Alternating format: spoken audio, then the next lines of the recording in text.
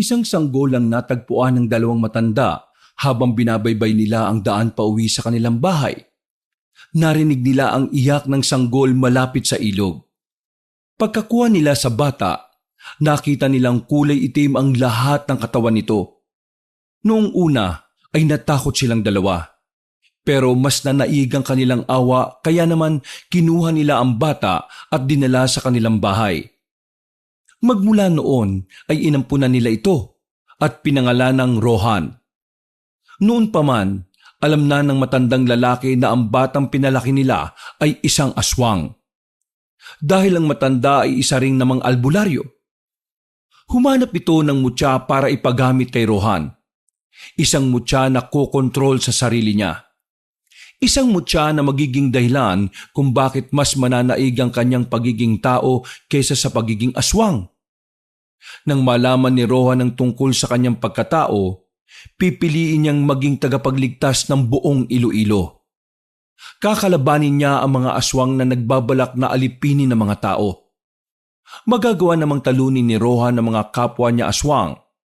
Ang kaso nga lang, ang pinaka magiging problema ay siya. Biglang mawawala ang mutya sa kanyang katawan. Hindi niya makokontrol ang kanyang sarili. Manggugulo rin siya sa buong probinsya. Kaya naman mapipilitang kalabanin ng matandang lalaki ang anak niyang itinuturing. Ano nga kaya ang mangyayari sa labanan ng mag-ama? Mananalo kaya ang matanda? O mas mananaig ang kapangyarihan at lakas ng isang gabunan at kalahating tao na si Rohan? Abangan ang ating kwento, ang isang lalaking may dugong aswang, ngunit may puso ng isang tao. Ito na nga ba kasi ang sinasabi ko sa iyo, Samyo? Inabot na tayo ng ulan. Nakakainis ka talaga, oh. Hindi ka kasi nakikinig eh.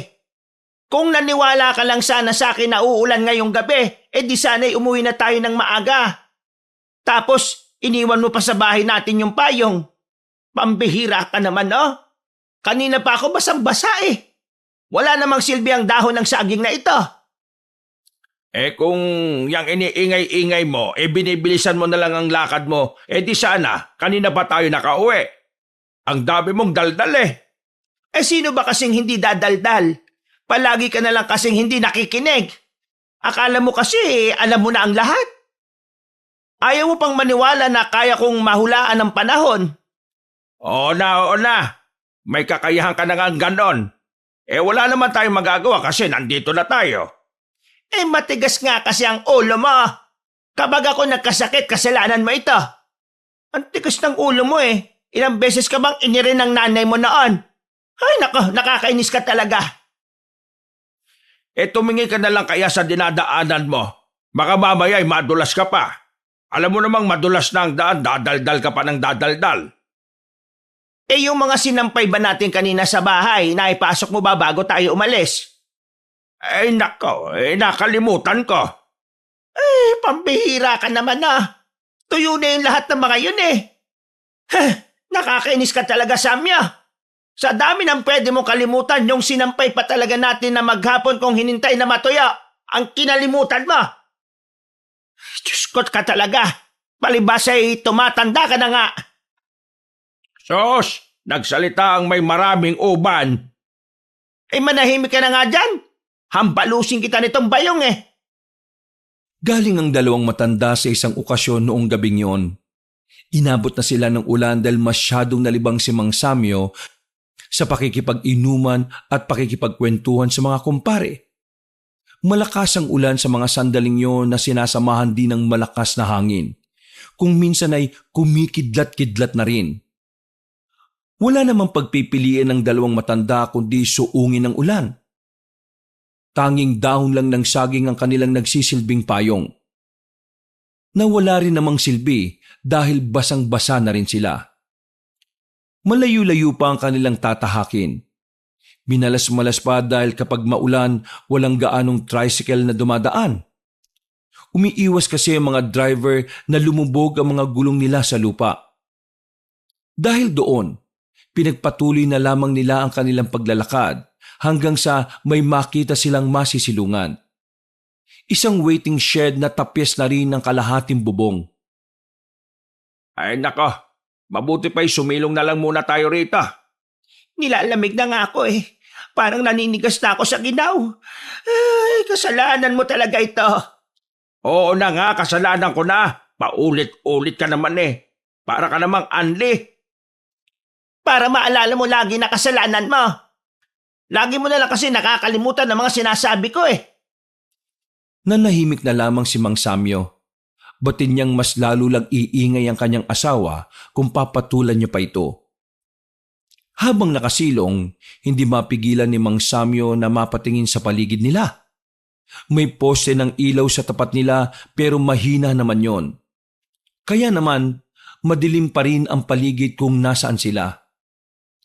Medyo nakakaramdam ang matandang lalaki ng pagkailang. Meron siyang trauma sa madidilim na sulok. Pero nilalaksan na lamang niya ang kanyang loob dahil ayaw niya ring matakot pa si Bettina. Anong problema? Bakit nanahimik ka riyan? Malamang nilalamig na ako. Tingnan mo. Tingin mo, ikaw lang ang nilalamig. Nagkaila na lamang ang matandang si Samyo. Pero ang totoo, inaalerto lamang niya ang sarili sa mga posibleng mangyari. Malakas pa rin ang ulan nang magpatuloy na sila sa paglalakad. Mabilis na ang bawat takbang nila nang biglang mapatigil si Aling Bettina sa paglalakad. Nagtaka naman sa kanya si Mang Samyo kaya agad itong nagtanong. Bakit? Narinig mo ba yan? Ang alin? Kita mo ang lakas-lakas ng ulan eh. Pakinggan mong maigi. Parang may umiiyak na sanggol. Umiiyak na sanggol? Ano bang nangyayari sa tenga mo? Sinubukan ni Mang Samyo na makinig. At katakataka naman na kahit sobrang lakas ng ulan, parang may sumisingit sa pandinig nila na iyak ng bata. Nanlalaki ang mata na matandang si Samyo nang makumpirma ang bagay na yon. Samyo, tingin mo. May sanggol na iniwan sa kung saan dito? Ano naman? Hayaan mo yon. Baka mamaya tayo pa ang masisi kapag may mangyaring masama sa bata. Naririnig mo ba ang sarili mo? Hindi, malakas ang ulan eh. Naririnig mo ba yung sinasabi mo? May sanggol na umiiyak at tayo lang ang nakakarinig tapos iiwanan mo? Kung mapahamak ang bata o kaya'y mamatay sa sobrang ginaw, kasalanan natin yon kasi wala tayong ginawa. Kasalanan yun ng mga magulang niya kasi tinapon siya. Napadaan lang tayo rito at wala tayong aral. Sumunod ka na kasi. Nakakaawa ang bata Kailangan natin siyang makuha. Wala nang nagawa pa ang matandang si Mang Samyo pagkatapos siyang batukan. Kahit ayaw na sana niyang puntahan yon ay sinunod na lamang niya si Bettina. Hindi naman sa under siya sa asawa niya. Madalas lang kasi na si Bettina ang tama sa kanilang dalawa. Madalas na ang matandang babae ang mas nag-iisip ng matino kaysa sa kanya. Pumasok sila sa kagubatan kung saan nila naririnig ang iyak ng sanggol. Nagtataka na si Mang Samyo dahil habang palayo sila ng palayo sa pinanggalingan nila, pahina naman ang pahina ang iyak ng sanggol. Palagay niya habang lumalapit sila, humihina rin ang kanilang naririnig. Masama na ang kutob ni Mang Samyo pero hindi na lang niya ito sinasabi. Hanggang sa marating na nga nila ang ilog. Sa puntong ito ay wala na silang naririnig na iyak. Tanging malakas na ulan at malakas na agos na lang ng ilog ang nagahari sa paligid. Wala namang sanggol Baka epekto lang yan ng kinain mong hipon kanina. Alam mo naman kasing allergic ka sa hipon, kumain ka pa talaga. Anong connect ng hipon Hibang ka na ba? Naglakad-lakad pa sila sa gilid ng ilog. Mawawala na sana sila ng pag-asa pero pagtingin nila sa likuran ng malaking bato, nakita nila ang isang sanggol na nakabalot ng tela. Agad nila yung nilapitan. Dadamputin na sana ni Aling Berta ang sanggol pero sumabay ang pagkulog at pagkidlat. Nakita nila ng malinaw ang itsura ng bata. Kulay itim ang lahat ng balat nito. Bagay na nagdulot ng takot sa kanila kaya hindi na muna sila lumalapit. Samyo, anong klaseng bata yan? Diyan ka lang. Ako titingin. Diyan ka lang sabi. Sige na. Marahang lumapit si Mang Samyo sa sanggol. Pagsilip niya ulit sa bata, hindi na kulay itim ang buong katawan nito. Napaisip bigla si Mang Samyo kung namalikmata lang ba talaga silang mag-asawa. Bettina, halika, tingnan mo. Oh, di ba kanina'y kulay itim siya? Oo nga eh. Hindi ko alam kung ano nangyari. Baka namalikmata lang tayo. Ano bang gagawin natin sa batang ito? Kunin muna natin para maalis siya rito. Baka mamatay ang sanggol na yan kapag nababad pa siya sa ulan. Pumayag na lang din si Mang Samyo. Nakokonsensya na kasi siya kung iiwan na lang niya ng basta ang sanggol. Binitbit ni Aling Bettina ang sanggol. Tumigil na yon sa pag-iyak kaya medyo naalarma sila.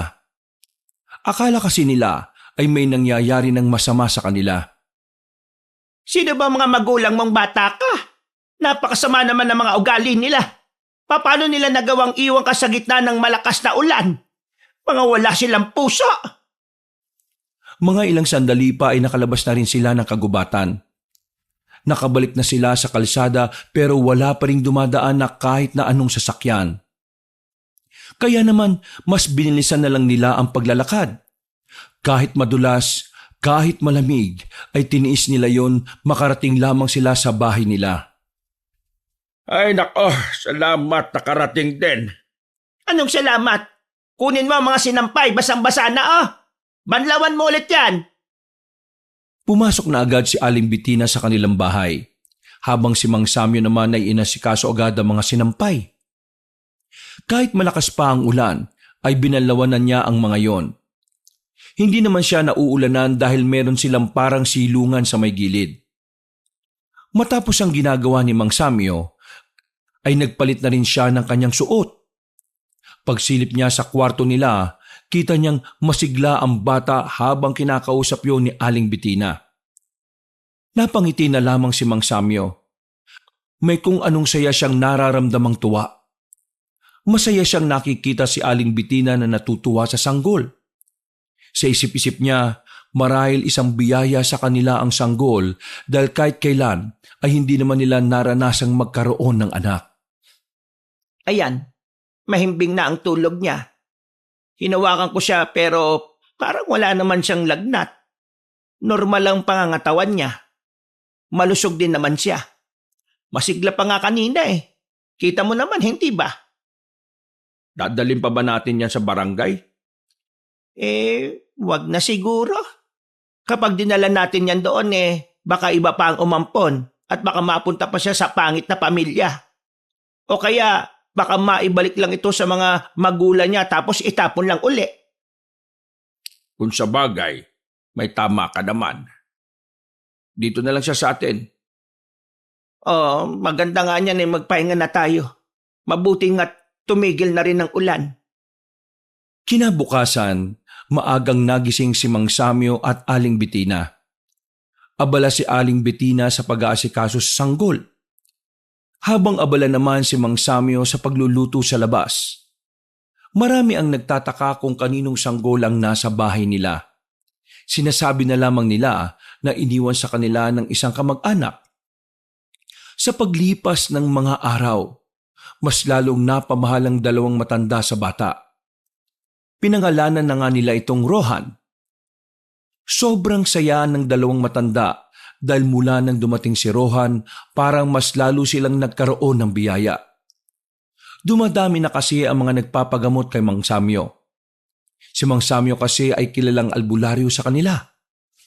Gumagamot siya ng mga karamdaman at kung minsan din ay nagpapalayas ng mga masasamang elemento sa katawan ng isang tao. O kaya naman ay sa iisang lugar na pinamumugaran ng mga negatibong nilalang. Napakabilis na lumipas ng panahon. 2 dekada na ang dumaan at malakas pa rin ang pangangatawan ng dalawang matanda. Para bang kahapon lang ang lahat ng mga nangyari. Ang pagiging maganda ng kanilang kalusugan at pakiramdam nila ay dahil yun kay Rohan. Si Rohan sa una pa lang, alam na ni Mang Samyo na hindi ito normal. Ngunit mas pinili nilang ilihim na lamang yon. Dahil oras na malaman ng mga tao ang lihim ng kanilang anak, alam nilang malalagay lang din sa alanganin ang buhay ni Rohan. Kumusta naman pala ang lakad nyo kagabi ng mga kaibigan mo, anak? Kalalabas lang ni Rohan sa bahay nila at pipikit-pikit pa. Napuyat kasi ito dahil sinuyod nila ang gubat noong kinagabihan. Wala nga kaming napalatay eh. Ang hirap pala talagang humanap ng anting-anting, ano? Sinabi ko naman kasi sa iyo na ang anting-anting ay kusa mong makikita kung ikaw ang karapat-dapat. Hindi yun hinahanap. Kasi tay, gusto ko na talagang maging antingero. Naiinggit ako sa iba naming kasama. Kabilang na sila ngayon sa grupo ni Mang Damse. Kung gusto mo talaga maging antingero, dapat marunong kang maghintay. Hindi naman paunahan yan Tandaan mo, ang pagiging tagapagligtas ay hindi paligsahan. Ito ay isang tungkulin na kailangan mong gawin base sa pangangailangan ng mga tao. Alam ko naman po yan, tay. Pero naiinggit lang talaga ako. Pakiramdam ko kasi kami na lang ang walang anting-anting sa lahat ng binata rito sa atin Huwag ka mag-alala, anak. Darating at darating din naman yan sa'yo. Kailangan mo lang hintayin ang tamang pagkakataon. Habang naghihintay ka, ituloy mo lang ang pagsasanay sa kagubatan. Dahil ang pagiging antingero hindi lang naman tungkol sa pagkakaroon ng anting-anting. Tungkol din ito sa kahusayan mong humawak ng sandata. Maraming salamat sa mga sinabi mo, tay. Kahit na papaano gumana ang pakiramdam ko. Ay, siya nga po pala. Nasaan po pala si nanay? Ang nanay mo, pubuntang palengke. Meron daw kasi roong murang isda na binebenta ngayon. Ganun po ba? Bakit? May gagawin ka ba? Wala naman po. Bakit po? Bili mo nga muna ako ng tanglad. Ilalagay ko lang mamaya sa sabaw. Agad na kinuha ni Rohan ang pera sa kanyang ama. Naglakad siya palabas ng kanilang bakuran habang tinatanggal ang muta sa gilid ng mata. Nadaanan niya ang bahay ng magkapatid na si Bal at Sario. Si Sario na mas kilala sa lugar nila bilang si Precious. Dahil na rin sa pagiging malambot at pagiging binabain nito. Uy, pre! Oh, bakit? Sama ka mamayang gabi ulit Hahanap kami nito ni Kuya Sario ng anting-anting sa bundok ng demonyo. May narinig kasi akong usap-usapan kagabi. Sa bundok daw ng demonyo, maraming anting-anting. Naku, delikado dun. Di ba ilang beses na tayong sinabihan ni tatay na sa lahat ng bundok, yun ang hindi dapat natin puntahan? Kasi marami nga daw nila lang doon na kumukuha ng mga tao. Lahat daw nang napasok doon, malaki ang tsansa na hindi na makalabas. Sus, kalokohan lang yan. Yung mga narinig ko ngang nag-uusap kagabi, nakalabas pa rin sila kahit daw ang tagal nila ron. May nakuha pa nga silang anting-anting Di ba, Kuya Sario? How many times ko bang i-remind sa brain cells mo na Ate Precious na ang tawag mo sa Akes? Puro ka Sario. Jombagin kita later dyan Sabi mo na kasi na totoo yung sinasabi ko. Oo, kurak ang supatembang ko na yan. Heard song kasi namin talaga na goods daw ang bundok ng devil kung want mo na makagain ng anting-anting. Ang kulit nyo talaga magkapatid, no? Delikado nga raw dun. Baka niloloko lang kayo ng mga yun para mapahama kayo. Pinarinig lang nila na dun sila galing para dun din kayo pumunta. Bakit naman nila kami gusto mapahamak? Wala naman kaming ginagawang masama sa kanila Slow mo naman, pre. Malamang galit sila sa inyo. Di ba noon pa man, lagi na nila kayong pinag-iinitan. Lalo na itong si Sario. Iritang-irita sila sa inyo. Ayaw nila kayong maging ganap na antingero. Alam mo, brother, may point ang friend natin. Don't tayo dapat mag-trust sa mga person na in the first place, hindi naman natin kasundo, di ba? Oh, buti pa itong si Sario, nagigets ako. Correction! Precious is my name. Basta, wag na wag kayong pupunta ron Napakadelikado. Kung gusto nyo, maghanap na lang ulit tayo mamayang gabi. Sasamahan ko kayo. Pero sa ibang lugar, hindi doon. Nagbuntong hininga na lamang si Sibal. Baka sa mukha nito ang panghihinayang. Ay, siya nga pala. May nabalitaan na ba kayo tungkol dun sa haka-haka na may namataang aswang sa gubat? Tumingin-tingin si Sibal sa paligid bago nagsalita. Wala pa. Pero ang pagkakaalam ko, totoong aswang daw talaga yun. Yun yata yung matagal nang hinahanap nila Mang Damse. Taray hindi ako bilong sa conversation. Ano pinagbubulungan nyo, ha? Ha? Wala. Hindi mo na dapat malaman. Kasi baka maihi ka pa sa takot eh. Hello! Soon to be antingero Akes. Tapos maiihi ako sa takot? In your dreams. Naglakad na lamang pabalik sa bakuran ng binabaing si Sario. Napailing na lamang din si Sibal at Rohan. Pre, wag ka sana magagalit ha. Eto, curious lang naman ako. Karamihan sa mga katulad ni Sario, di ba pagpapaganda ang gustong gawin? Pero bakit siya gusto maging antingero? Hindi ko nga rin alam ang totoong dahilan yan eh. Basta nung matapos siyang magbakasyon ng isang buwan sa kaibigan niya sa kabilang bundok, pagbalik niya, ganyan na siya. Interesado na siya sa pagiging antingero.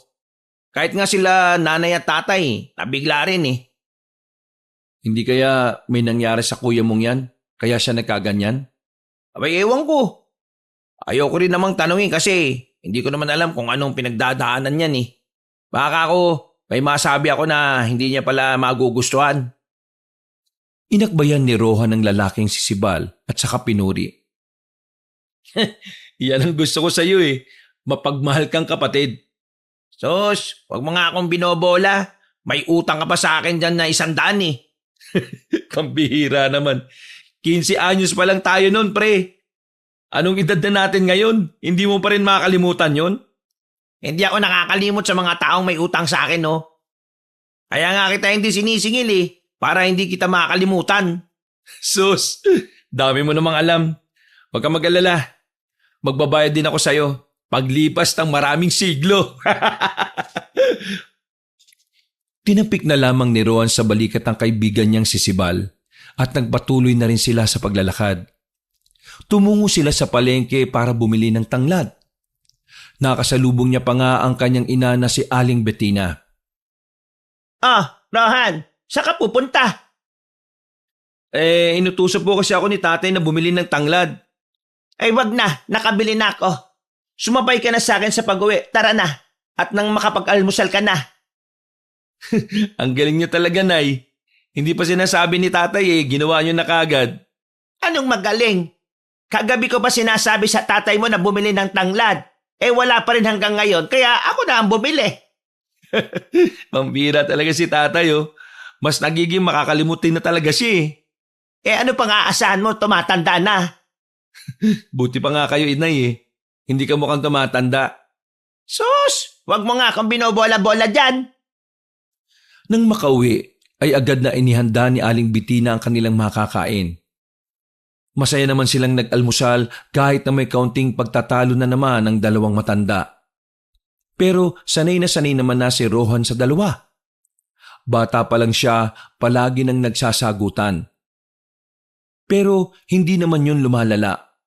Para kay Rohan, normal na lang sa mga magulang niya ang mga ganoong klase ng pagtatalo. Masaya naman si Rohan sa pamilyang kinagisnan niya. Kahit una pa lang, sinabi na sa kanya na mag-asawa na hindi sila ang tunay niyang magulang. Alam din niya ang kwento kung papaano siya inampon ni Mang Samyo at Aling Bettina. Pero kahit na ganon, minahal pa rin niya ang dalawang matanda na parang tunay niyang mga magulang. Gaya na lang din sa kung paano siya mahalin ng mga ito bilang tunay nilang anak. Mabilis na lumipas sa mga oras at sumapit na naman ang kinagabihan. Nagpaalam si Rohan sa mga magulang niya na aalis lang para humanap ulit ng anting-anting sa gubat. Pinayagan naman siya ng mga yon dahil suportado naman siya sa pagnanais niyang maging antingero. Ay nako, new challenge na naman ang peg ng mga person. Another disappointment. Oy, ang negative mo naman kuya. Magiging nega talaga Akes kasi ikaw, puro ka kuya. Look at me Look, mukha ba akesmaton? Call me Ate Precious, ha? Uy, tumigil na nga kayong dalawa. Kaya siguro lumalayo sa atin ng mga anting-anting kasi ang iingay nyo eh. Lumalayo? Bakit? Naglalakad ba yung mga anting-anting? Imbento ka rin pre ah. Baliw, hindi imbento yon. Si tatay talaga nagsabi sa akin nun. Ang mga anting-anting ay para mga tao rin daw. Kapag ayaw nila sa tao, lalayo daw sila. Legit ang information kapag galing kay Mang Samyo. Kaya trust the albularyo's son. Kaya manahimik na nga kayo, pwede. Kailangan natin mag-focus. Malay nyo, ito na yung tamang pagkakataon para sa atin, di ba? Tumigil sila sa paglalakad nang maramdaman nilang may ibang naroroon bukod sa kanila. Maraan silang umupo sa likuran ng puno.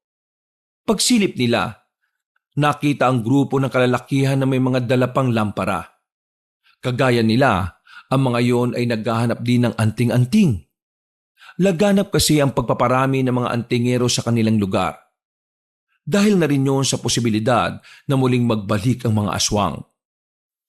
Kung babagal-bagal tayo, nako, mauunahan tayo ng mga yan.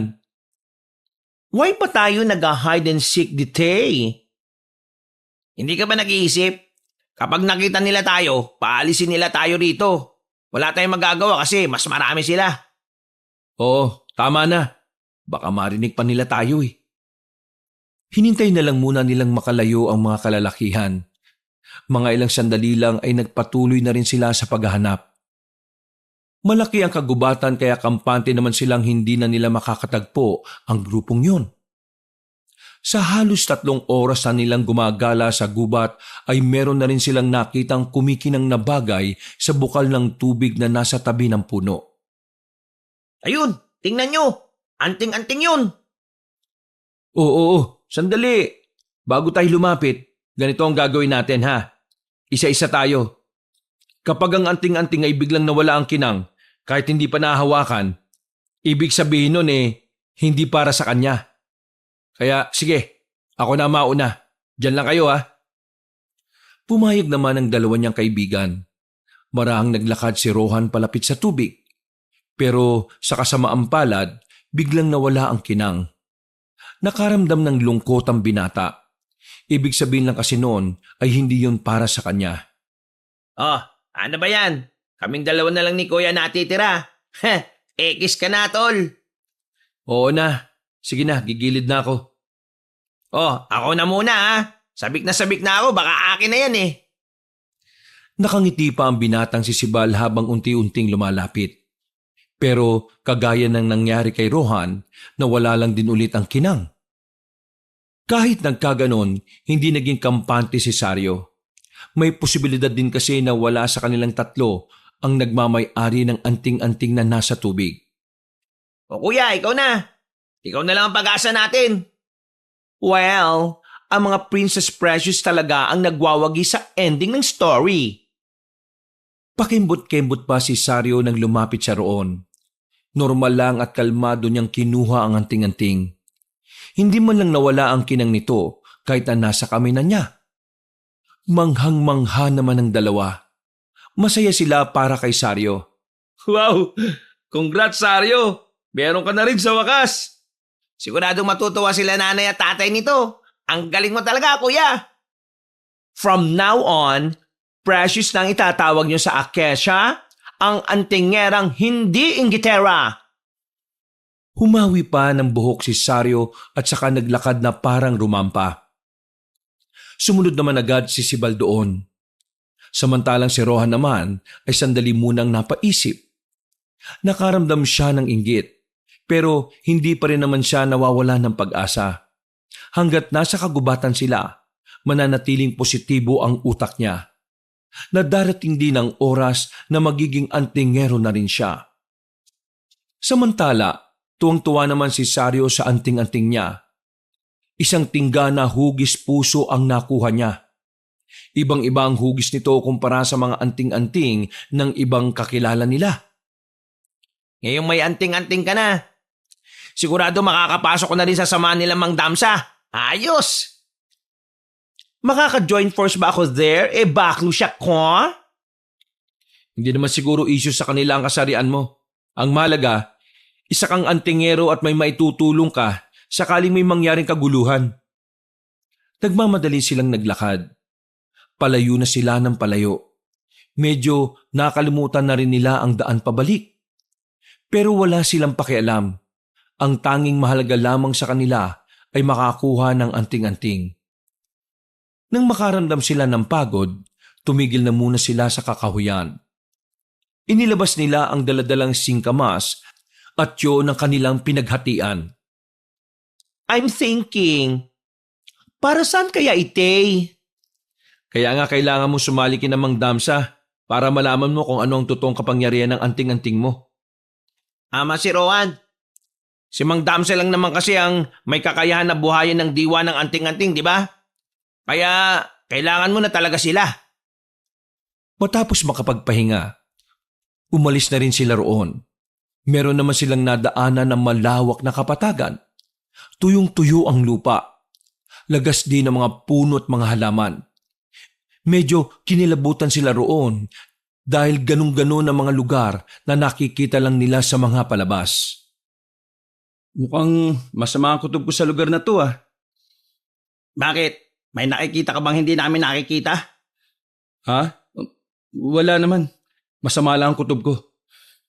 Tara na nga. Parang timang. Kala ko naman kung ano eh.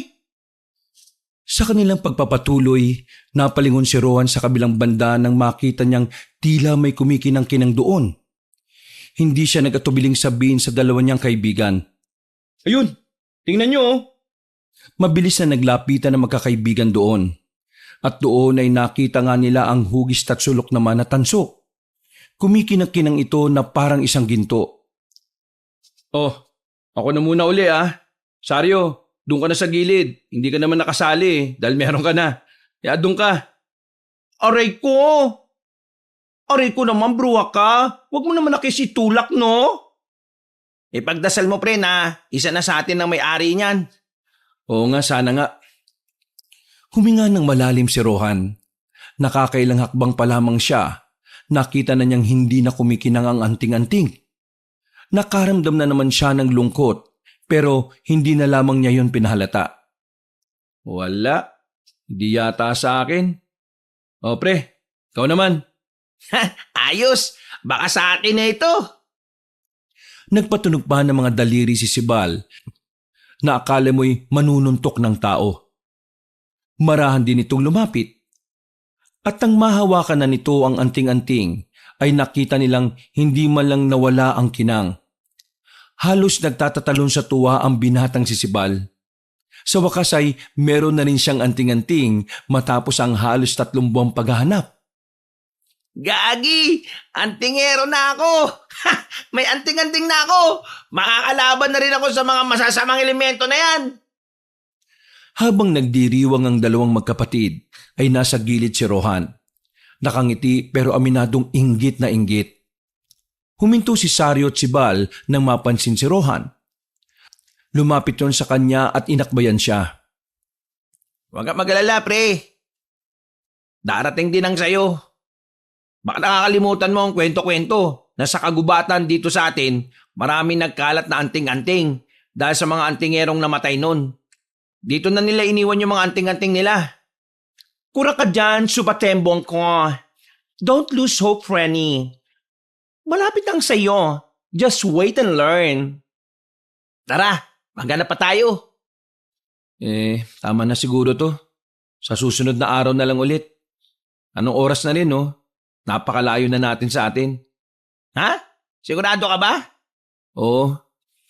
Delikado na rin kung lalayo pa tayo ng lalayo.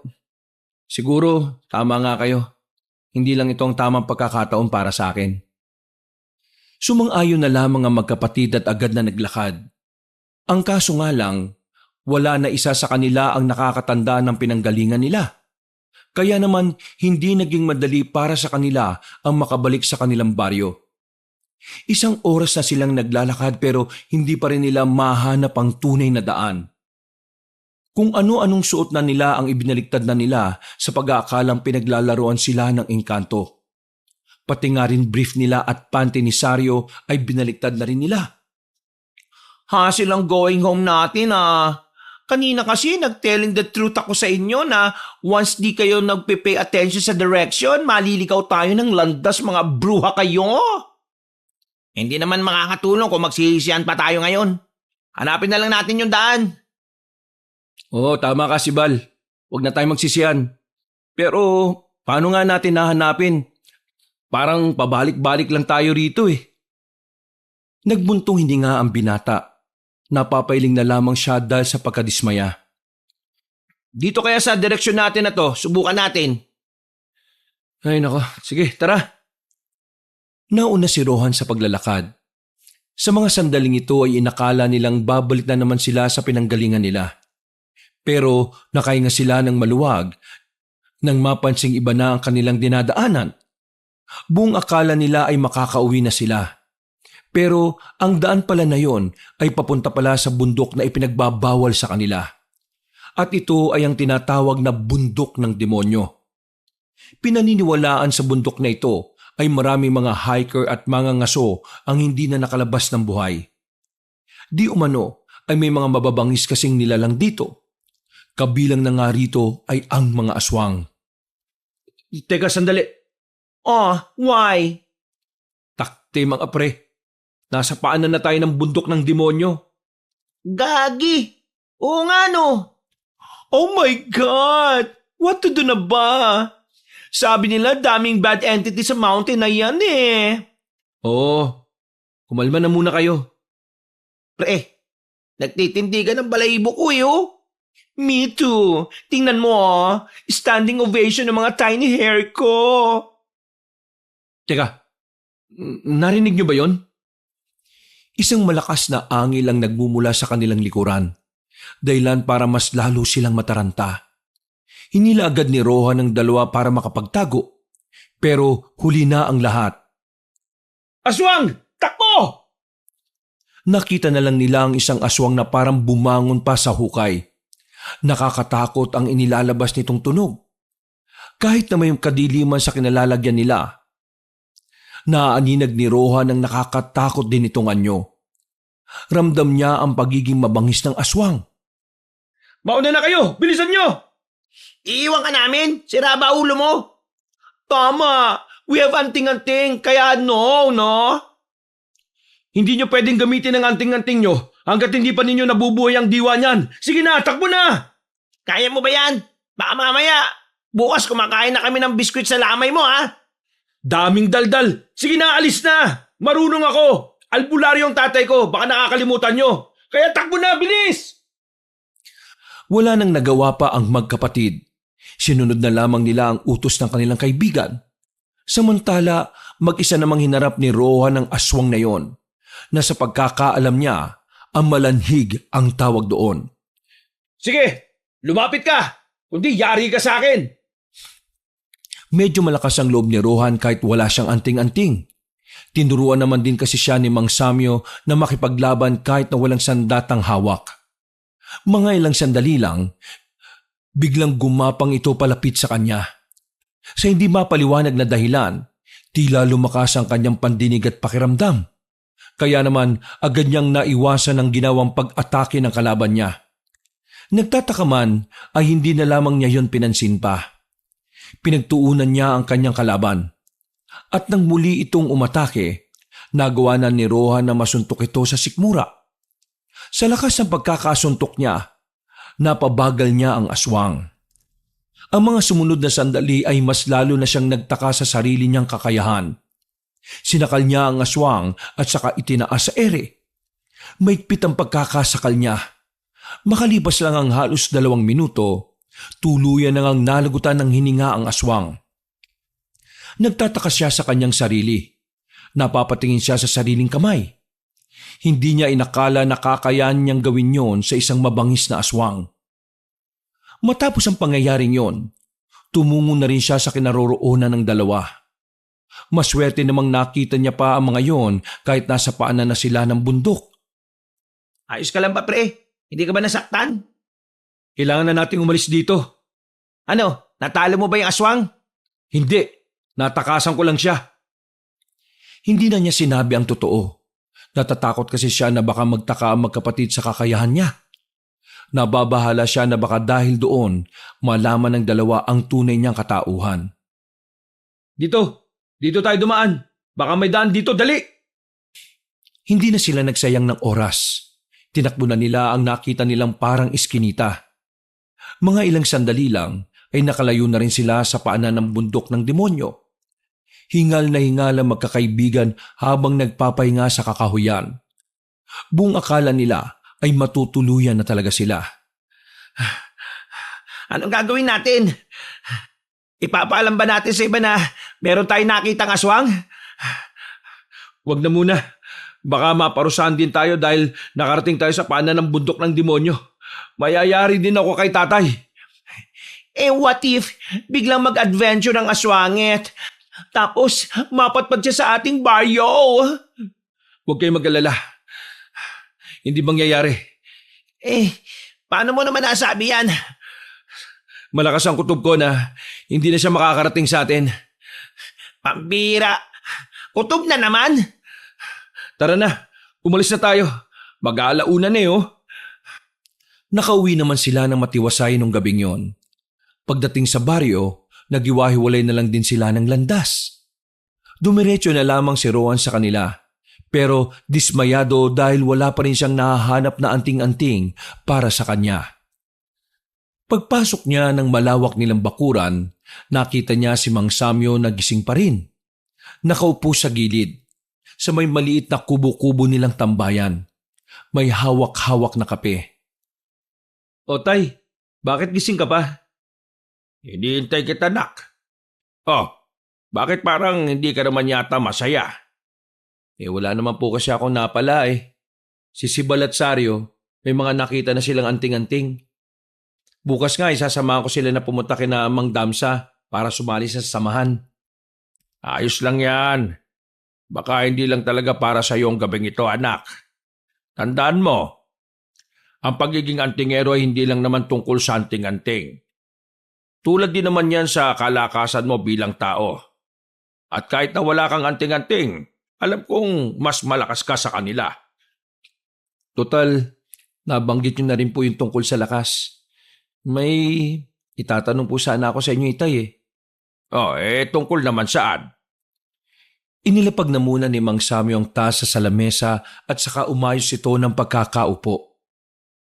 Tungkol po ito sa tunay kong katauhan. Bakit? Ano ba nangyari? Tay, yung sinasabi po ninyong pinalunok niyo sa akin nung bata pa ako, para saan ba talaga yun? Sinabi ko na sa iyo noon, anak. Para yun mapigilan mo ang sariling katawan mo na tuluyang magpalit ng anyo bilang aswang. Dahil din sa bagay na yon, tinatago niya ang amoy at presensya mo bilang aswang. Kumbaga, ang bagay na yon ang dahilan kung bakit hanggang ngayon namumuhay ka bilang tao. Siya ang tagakubli ng sikreto mo. Kapag nawala yun sa katawan mo, mawawala ka rin sa sarili mo at magiging isang ganap na aswang ka na. Kailangang hindi yung matanggal, anak. Dahil hindi ka basta aswang lang. Isa kang gabunan. Napalunok na lamang ng laway ang binata. Tanggap naman niya ang kanyang pagkatao. Tanggap naman niya na isa siyang aswang at isang gabunan. Pero nalilito pa rin talaga siya. Hindi niya pa rin maintindihan kung bakit may mga kakaiba siyang kakayahan na natutuklasan. Gayong ang katawan naman niya ay nananatiling isang tao. Pero kahit na isa ka ngayong tao, nasa loob mo pa rin ang pagiging aswang. Kaya darating at darating ang araw na ang mga kakayahan ng isang aswang ay mararamdaman mo rin. Kakayahan po ng isang aswang? Gaya na lang po ng alin? Gaya na lang ng pagiging malakas. Kakaiba ang bilis at talas ng pakiramdam. Kapag naramdaman mo na yon sa katawan mo, mas malakas ka pa sa pangkaraniwang tao na may anting-anting. Ibig sabihin, kahit na nakaanyong tao ako, magiging hindi rin ako pangkaraniwan dahil sa mga kakayahan ng aswang na lihim kong taglay? Oo. Hindi naman kasi binura ng bagay na yon ang kakayahan ng isang aswang. Pinipigilan lang niya na lamunin ng dugo ng aswang ang buong katauhan mo. Ano ba talaga yung bagay na yun, tatay? Bakit ang tagal na pero hindi mo pa rin sinasabi sa akin? Kapag sinabi ko sa iyo, baka kalimutan mo na ang pangarap mong maging isang antingero. Ano pong ibig niyong sabihin? Gusto ko pong malaman. Nagbuntong hininga ang matanda. Hinawakan niya si Rohan sa balikat at ngumiti saglit. Ipangako mo muna sa akin na mananatiling pangarap mo pa rin ang pagiging antingero. Opo naman, tay. Pangako po. Ang bagay na ipinalunok ko sa iyo noon ay isang patay na anting-anting. Mabubuhay lamang ang anting-anting na iyong kapag nailabas sa katawan mo. Ibig sabihin, bata ka pa lang, may taglay ka ng anting-anting. Pero ang anting-anting na yon ay hindi para sa labanan, kundi para protektahan ang katauhan at katawan mo. Kung ganun, bakit nyo naman po naisip na baka kalimutan ko ang pangarap ko maging antingero kung meron naman po talaga akong anting-anting sa katawan? Dahil ang anting-anting na nasa kalooban mo ay isa sa pinakamalakas na anting-anting. Noong bata ka pa, tinangka mong kunin ang anting-anting sa loob ng katawan mo. Yun ay dahil gusto mong maging malakas na antingero. Mula noon, natakot na kaming sabihin sa iyo kung ano ang bagay na andyan sa loob mo. Dahil kapag sinabi namin sa iyo, baka maulit lang ang kinatatakutan namin. Isa pa, mas magiging walang saysay ang buhay mo kung hindi mo mararanasan ang ginagawa ng ibang binata na maghanap ng anting-anting. Pero bakit wala akong maalala sa ginawa ko nung bata ako, tay? Yun din ang hindi ko alam eh. Basta, hindi na lang din namin ipinaalala sa iyo noon para wala nang maging problema. Sa mga sinabi ng kanyang ama, tila mas lalo siyang naging interesado sa sarili niya. Napagtanto niya na pwede rin pala siyang maging tagapagligtas kahit na hindi siya umaasa sa anting-anting.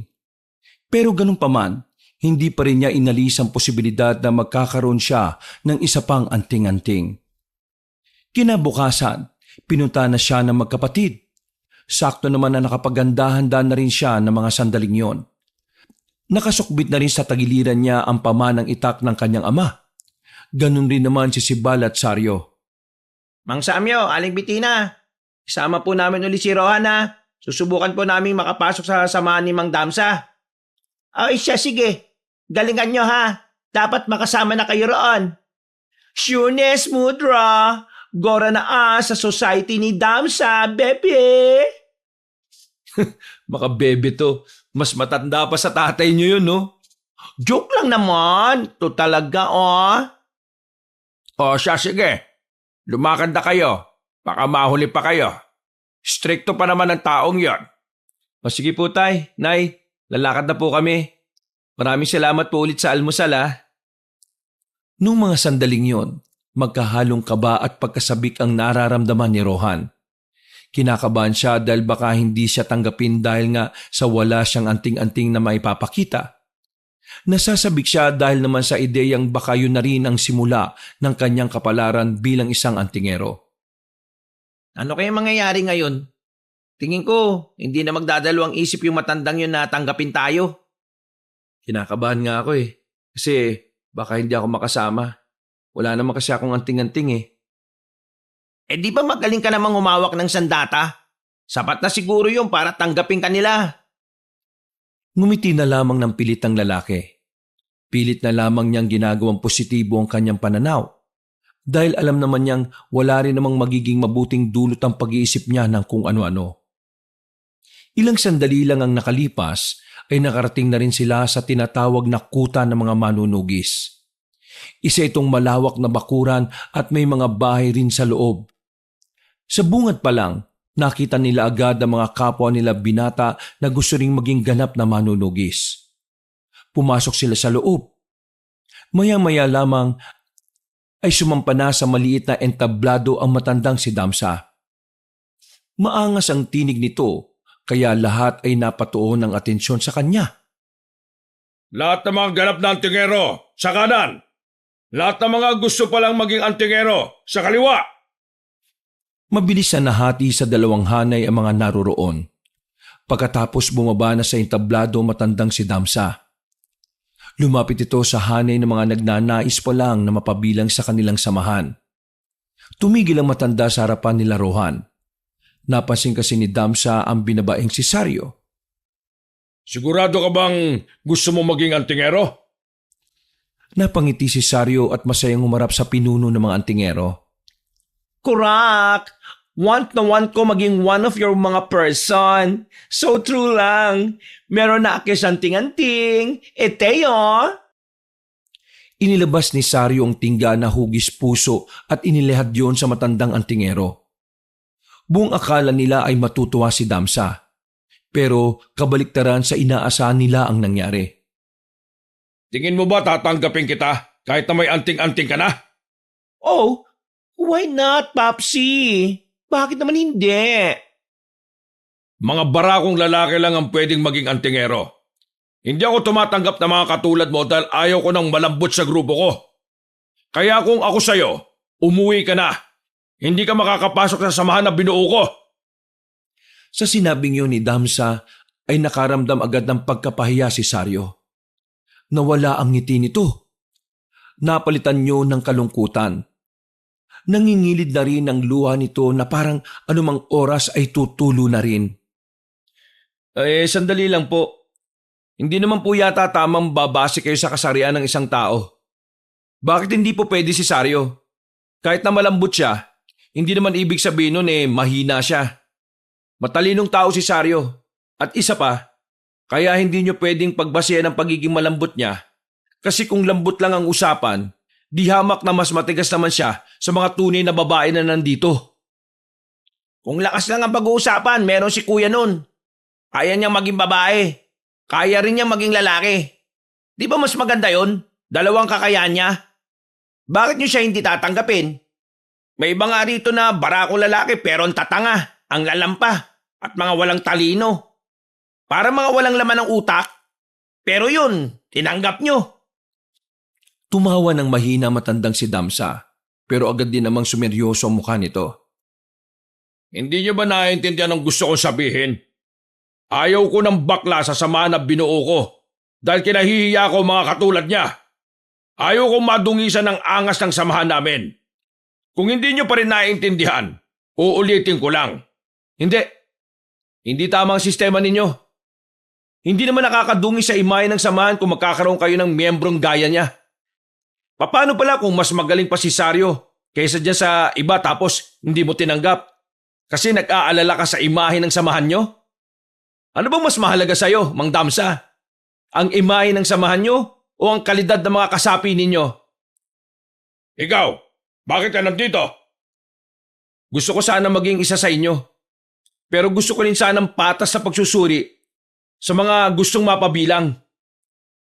Nasaan ang anting-anting mo? Wala akong nararamdaman sa iyo Wala akong anting-anting, pero marunong akong humawak ng sandata. Kahit na hindi ako umasa sa anting-anting, kayang-kaya ko makipagsabayan sa labanan. Alam mo ba kung bakit kami tinawag na antingero? Kasi nga, may anting-anting kami. Mula sa salitang anting-anting ang salitang antingero. Kaya paano ka sasali sa isang lugar na unang-una sa lahat, hindi mo naman tinataglay ang unang hinihingi ng lugar na yon o ng samahan na yon? Hindi nakapagsalita si Rohan. Napagtanto niya kasing may punto rin naman talaga ang matanda. Ikaw, nararamdaman kong may anting-anting ka. Sa inyong tatlo, ikaw lang ang may karapatang makasali. Kung ganito pa lang sistema nyo, bahala kayo sa buhay nyo. Hindi na ako sasali sa inyo. Manigas kayo. Hindi ka rin naman kawalan sa amin Mas lalong-lalo na itong isa na walang anting-anting. At ito namang kapatid mong mas malambot pa sa saging ng inuya. Nagtawanan ng mga taong naroon. Mas lalong nahiya si Saryo. At sa puntong ito ay tuluyan ng umagos ang luha ni Saryo. Tumakbo ito paalis. Muntikang pang madapa dahil sa taas ng takong na suot. Samantala, agad na dumaloy ang galit at puot ni Sibal. Hindi niya kaya na makitang pinapahiya ang kanyang kuya ng ganon. Kaya naman hindi na rin siya nakapagpigil pa. Bigla nitong hinugot ang hawak nitong itak at itinutok sa leeg ni Damsa. Gulat na gulat ang mga naroroon. Maging ang mga opisyal ng samahan na nakakita ay nabahala rin. Lalapitan sana sila ng mga opisyal pero pinatigil lang yun ni Damsa. Pre, ibaba mo yan. Hindi yan nasagot para magkaintindihan kayo.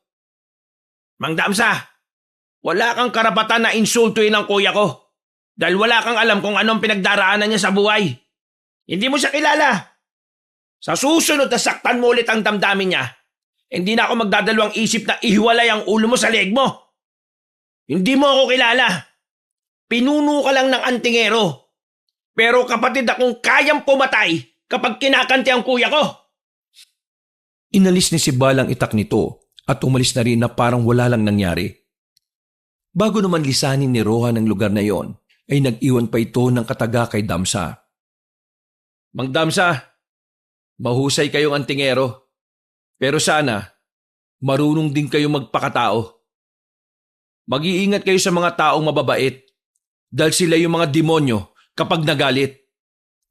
Walang nasabi si Mang Damsa. Gulat na gulat din ito sa nangyari. Hindi nito inakala na magiging agresibo si Sibal. Magkakasama na ang tatlo sa bakuran nila Rohan. Iyak ng iyak si Sario habang nakayakap kay Aling Bettina. Sinong nagsabi sa kanya na may karapatan siyang yurakan ng pagkatao nitong si Precious? Sandaling tumigil si Sario sa pag-iyak at nagsalita. Ay, bongga. Knows ni Mudra ang favorite kong name. At muli na namang itong humagulgol. Hindi ko inakala na ganon si Damsa. Pambihira. Di bale, kung ayaw niya kayong tanggapin, ako na lang ang bahala sa inyo. Ano pong ibig niyong sabihin, Tay? Nakakalimutan mo na bang isa kong albularyo? Hindi ko pa ba nasasabi sa inyo na kaya ko rin buhayin ang diwa ng isang anting-anting? Sa sinabing yun ni Mang Samyo, ay tila nagkaroon ng ningning ang mga mata ng magkapatid. Tila nagkaroon sila ng pag-asa. Talaga po? Ay, bongga si Pudra, may pasabog. Sibal, Sario, mamayang gabi ay ibigay niyo sa akin ang inyong anting-anting. Gagawin ko makakaya ko para mapakinabangan yung anting-anting na yan. At kapag gumana na ito, magiging ganap na kayong antingero nang hindi na kailangan pa ng tulong ni Damsa. Ayos pala, Tay eh. Kayong tatlo na lamang ang magiging magkakagrupo. At ikaw, Rohan, ikaw ang magiging pinuno sa inyong tatlo. Po? Bakit po ako? Sangayon ako na ikaw ang pinuno, pre. Mas ikaw ang may pinakamalawak na kaisipan sa atin eh. Kurak!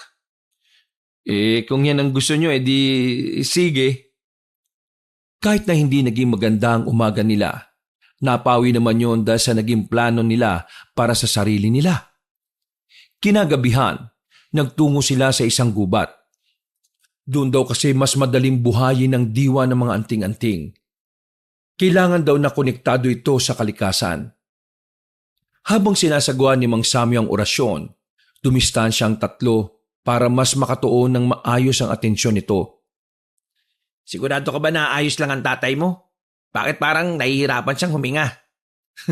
Ang sabi niya sa akin kanina, normal lang daw na makaganon siya. Kaya wag tayo mag-alala. Nako, wish ko lang na maging safe ang Pudra mo. After niyan, imamanicure ko talaga siya. Basta magtiwala lang tayo kay tatay. Halos isang oras din silang naghintay roon. Mga ilang sandali lang, nakita na lang nilang nakahiga na si Mang Samyo. Natataranta silang lumapit doon at dali-daling inalalaya na matanda para makaupo uli. Tatay, ayos lang po ba kayo? Ay, ayos na. Ayos na mga anting-anting. Kayo po ba? Ayos lang. Oo, ayos lang ako. Kailangan ko lang magpahinga. Sige na, kunin nyo na ang mga anting-anting nyo. Dali. Sinunod ng magkapatid ang utos ng matanda. Paghawak nila sa kani-kanilang anting-anting, Para bang nakaramdam sila ng mahinang kuryente na dumaloy sa kanilang buong katawan. Naramdaman ko na. Ay, grabe, winner! Pero biglang nawala ang ngiti nila nang biglang makarinig sila ng malalakas na angil na nagmumula sa buong kagubatan. Hindi pwede magkamali si Rohan. Alam niya ang mga presensyang yon kahit na isang beses pa lamang siyang may nakaharap na aswang. Iwan nyo na lang ako rito. Kailangan nyo silang harapin bago pa sila makalapit sa baryo. Paano ka, Tay? Huwag nyo ako intindihin. Kailangan ko lang magpahinga. Mas malaga ang buhay ng mga tao sa baryo.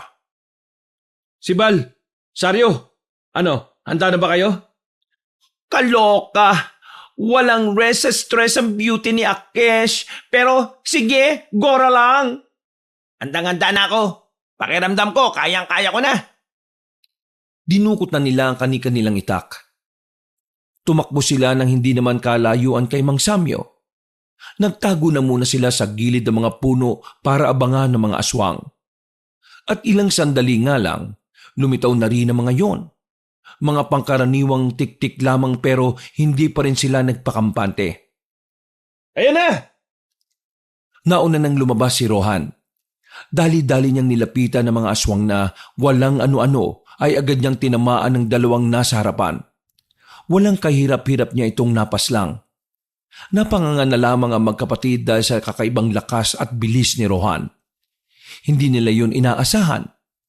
Ang buong akala kasi nila, silang dalawa ang magdadala ng laban. Pero sa nakikita nila, parang hindi na nila kailangan pang lumabas. O ano pang tinitingin-tingin nyo dyan? Sumunod kayo rito, marami sila. Sabi ko nga eh. Lumabas na rin si Sibal at Saryo. Nakipagsabayan na sila sa mga aswang.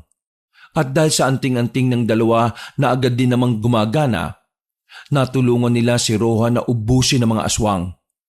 Napapangiti pa sila matapos nilang mapaslang ang mga yon. Walang paglagyan ng kanilang tuwa dahil sa naipanalo nila ang kanilang unang laban. Ang sarap pala gumamit ng anting-anting mga pre.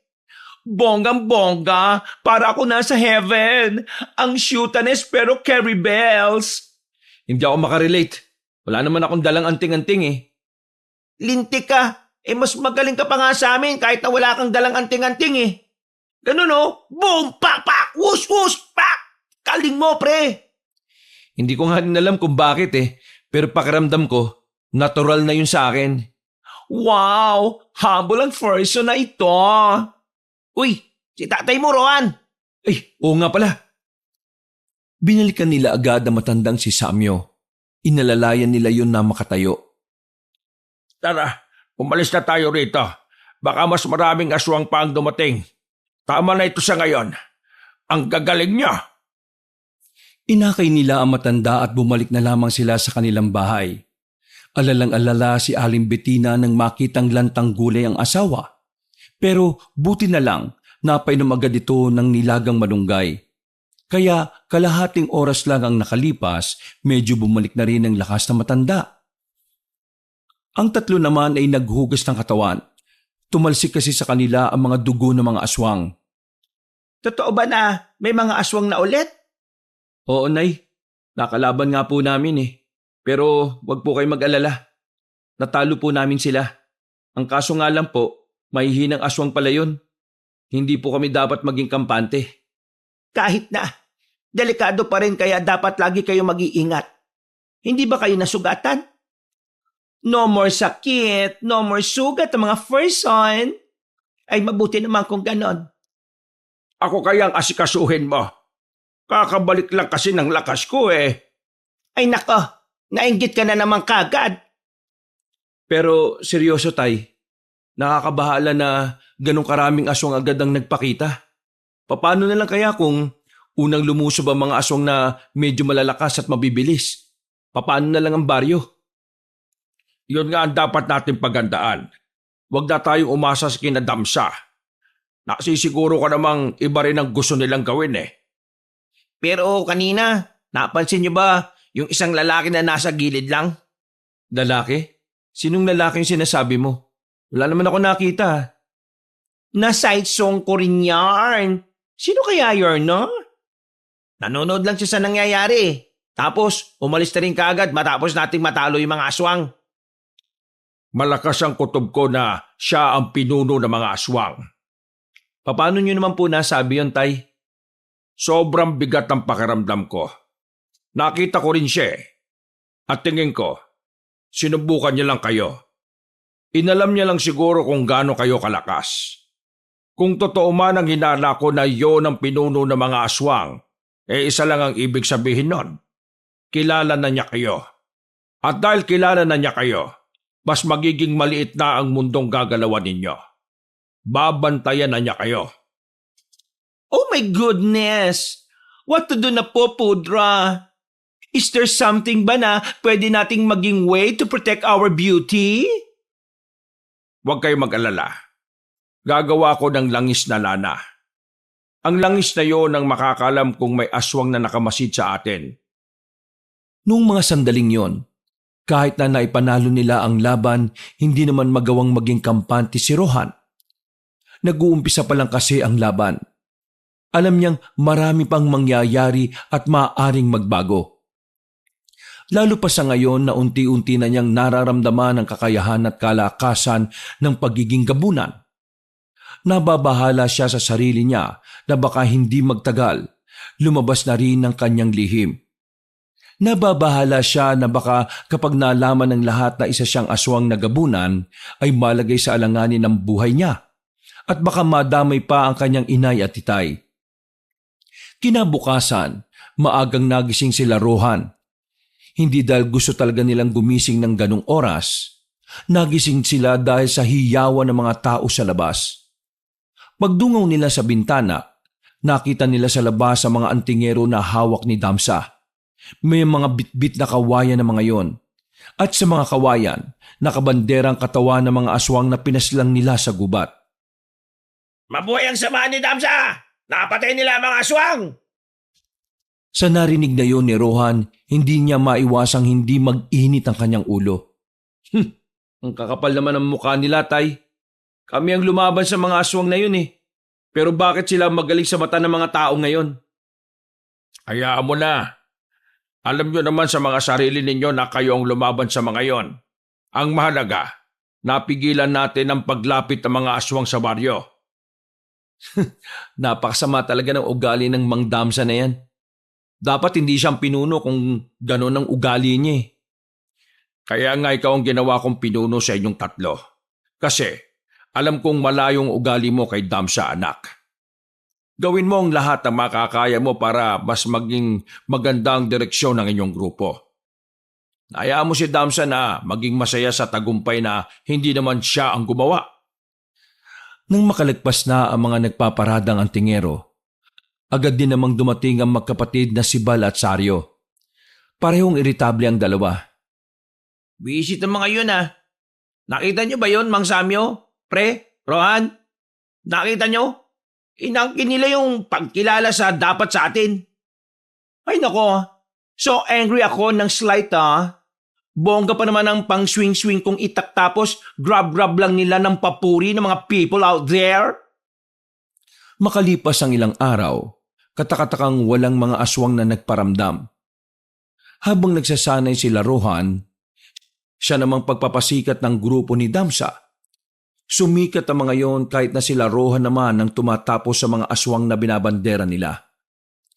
Sa halos 1 linggo nang nagdaan, masasabi ni Rohan na kahit papaano, kayang-kaya na rin niyang makipagsabayan sakaling muling lumitaw ang mga aswang.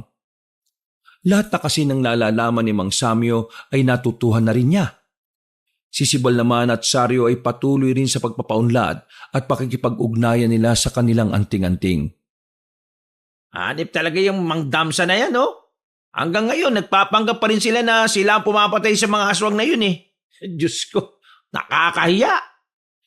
Hayaan mo na. Ang mas dapat nating isipin ngayon eh kung papaano natin paghahanda ng mga aswang. Siguradong may gagawin silang hindi maganda dahil ang tagal nilang hindi nagparamdam eh. Kura ka dyan, bro!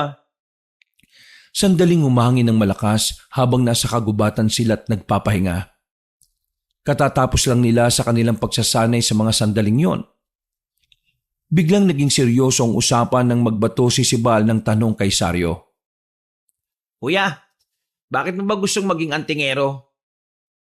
Want mo talaga manos? Oo naman oh. Nung nakaraan pa nga ako napapaisip eh. Siguro naman may matinukan dahilan. Well, join force ako dito kasi want kong mag-give song ang justice sa aking friend na biktima ng mga aswangit. Bakit? May kaibigan kang napahamak dahil sa aswang? Correct. Friend ko siya nung high school. Na-shock ang beauty ko nung manosong kong passed away na siya because of that monster. Kaya, starting that day, pinramis ko sa aking self na I will do my very best para may pagiganti siya. Napaka makahulugan pala yung kagustuhan mong maging antingero, no? Ikaw Rowan, bakit mo naman gustong maging antingero? Simple lang naman. Gusto kong protektahan ang mga mahal ko sa buhay. Pati na rin ang lugar na kinalakihan ko. Ikaw, supatembang ko. What's the reason? Huminga ng malalim si Sibal. Ngumiti ito bago nagsalita. Kaya gusto kong maging antingero para iligtas sa mga tao. At kaya gusto kong matuto sa pakikipaglaban para may kakayahan akong ipagtanggol ka, kuya, sa mga kagaya ni Mang Damsa. Oh, you touch my heart naman, supatembang. Lumapit si Saryo at niyakap ang kanyang kapatid. Napangiti na lamang din si Rohan sa mga sandaling yon. Humahanga siya ng lubos kay Sibal dahil sa labis sa pagmamahal nito kay Saryo. Matapos ang usapan na yon, ay umuwi na rin muna sila sa kanilang baryo. Nagpaalam na lang din muna ang magkapatid. Pagpasok naman ni Rohan sa kanilang bakuran, ay inabutan niya ang kanyang ama at ina. Abala ang mga yon sa pagluluto. Nandiyan ka na pala. Sakto naman at malapit ang maluto ito. Tay, katatapos lang po namin magsanay. Pakiramdam ko, kaya ko na makipagsabayan sa mga aswang. Ay, ganun ba? Di magandang balita nga yan. Tay, bakit po parang hindi kayo masaya?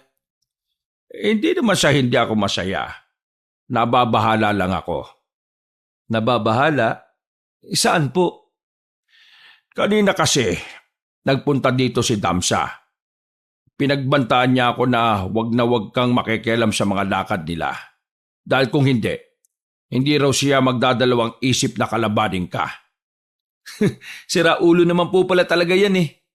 Kinukuha na nga nila yung papuri na dapat na sa amin, tapos ngayon pagbabantaan niya pa tayo. Hindi kami sumang-ayon sa gusto niya. Dahil hindi naman makabubuti ang gusto niya mangyari. Basta kayo, gawin niyo lang kung ano ang nararapat.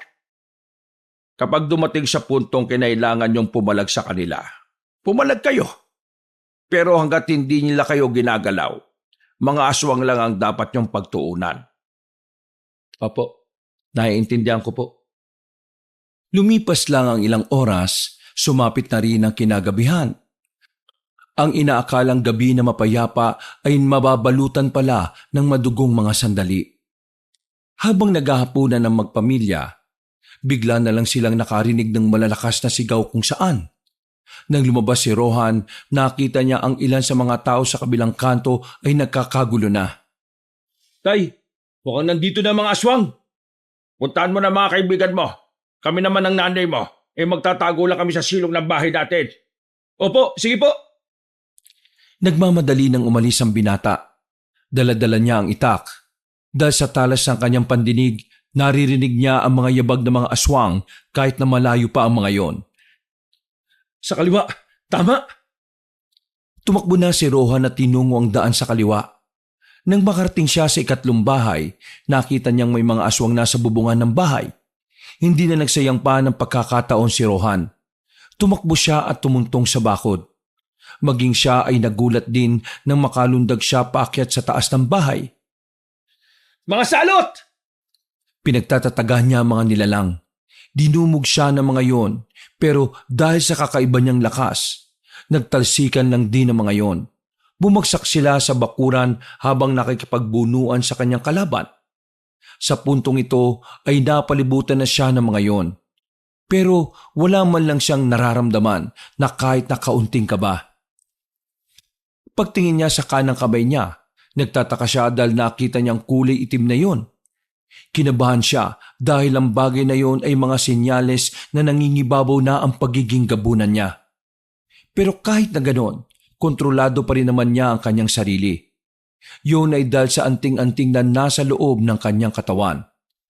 Dahil sa magkahalong pagkamangha at pagkawindang, hindi na niya namalayan na nakalapit na pala sa kanya ang dalawang aswang sa kanyang likuran. Naramdaman na lang niya ang pagbaon ng mahahabang kuko ng mga yon na humagod hanggang bewang. Wisit! Hindi na muna niya pinansin ang kanang kamay niya. Pilit niyang maibalik ang kanyang focus sa mga aswang na nakapalibot sa kanya. At nang makapag-concentrate na siya, ginamit niya ang kanyang bilis bilang gabunan para kalabanin ang mga yon. Pati ang mga aswang na naroon ay napanganga na lang din. Inisa-isa ni Rohan ng mga kalaban niya. Pinagbababali niya ang leeg ng mga yon. Ang iba naman ay binasag niya ang muka sa pamamagitan lang ng kanyang malakas na suntok. Mga mahihina naman pala kayo eh! Patawa-tawa pa si Rohan noong mga sandaling yon. Pero ang hindi niya alam, nakita pala ng magkapatid ang mga ginawa niya. Maging ang nagkukulay itim na kamay niya. Rohan, anong nangyari dyan sa kamay mo? Agad niyang naitago sa likuran ng kanang kamay niya at hindi niya alam ang kanyang sasabihin. Kaya naman iniba na lamang niya ang usapan.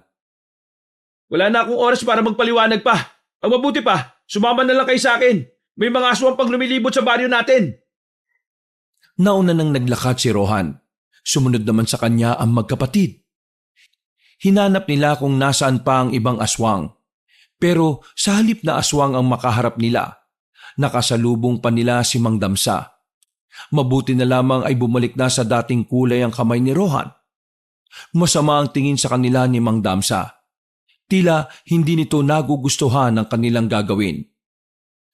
Ano sa tingin niyo ang ginagawa niyo, ha? Hindi ka ba sinabihan ng ama mo na huwag kang makialam kung anong dapat para sa amin? Mang Damsa, hindi to ang tamang oras para magkagulo tayo.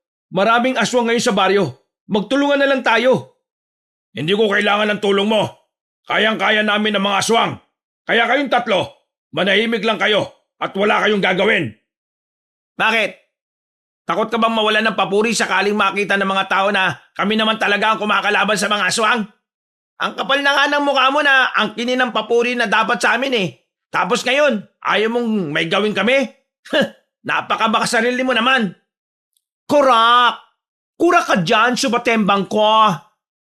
Manahimik ka, Sibal. Wala ka pang may pagmamalaki sa akin, kaya hindi ka dapat magpataas. Sa oras na may gawin kayo, ha? May mangyayari sa inyo. Hindi ako natatakot sa inyo. Kung kinakailangan na tayo magharap, gagawin ko. Lahat ng hadlang sa misyon namin para sa kapayapaan, hindi kami magdadalawang isip na itumba. Aba, ang lakas naman talaga ng loob mo magsalita ng ganyan. Sa iyo pa talaga galing yan? Bakit? May anting-anting ka ba? Wala akong anting-anting. Pero alam kong mas malakas pa ako sa iyo, Mang Damsa. Sumenya si Mang Damsa sa mga kasamahan nito. Gumita naman si Rohan para salubungin ang mga aatake sa kanilang kapwa-antingero. Nagulat ang lahat sa ginawa ng binata. Mabilis siyang naiwasan ng mga yon at pinatumba gamit lang ang kamao. Nanlalaki ang mga mata ng mga bataan ni Mang Damsa. Hindi sila makapaniwala na ang kasamahan nilang batak sa pagsasanay ay pinatumba lamang ni Rohan ng walang kahirap-hirap. Ayaw ko magkagulo tayo. Dahil sa mga oras na ito, mas kailangan tayo ng mga tao. Ilang beses ko bang sasabihin sa iyo na hindi ko kailangan ng tulong mo? Magsasalita pa sana si Rohan nang biglang makaramdam sila ng pagsakit ng ulo. Sabay-sabay silang tila nahilo. Nung una, wala silang ideya kung ano ang nangyayari. Para bang dinudurog ang mga utak nila. Ay, shucks! What's happening in my head? Ano bang nangyayari? Maya-maya pa, Nakaramdam na lamang ng kakaibang presensya si Rohan. Pagtingin niya sa bubungan ng bahay, meron siyang nakitang nakatayo roon. Isang lalaki na matangkad. At tingin niya, ang lalaking yon ang dahilan kung bakit sila sinasakitan ng ulo. Sa hindi malamang dahilan, isang ideya ang pumasok sa utak ng binata. Agad niyang sinugatan ng kanyang sarili at dahil sa ginawa niya, nawala na ang kanyang sakit ng ulo.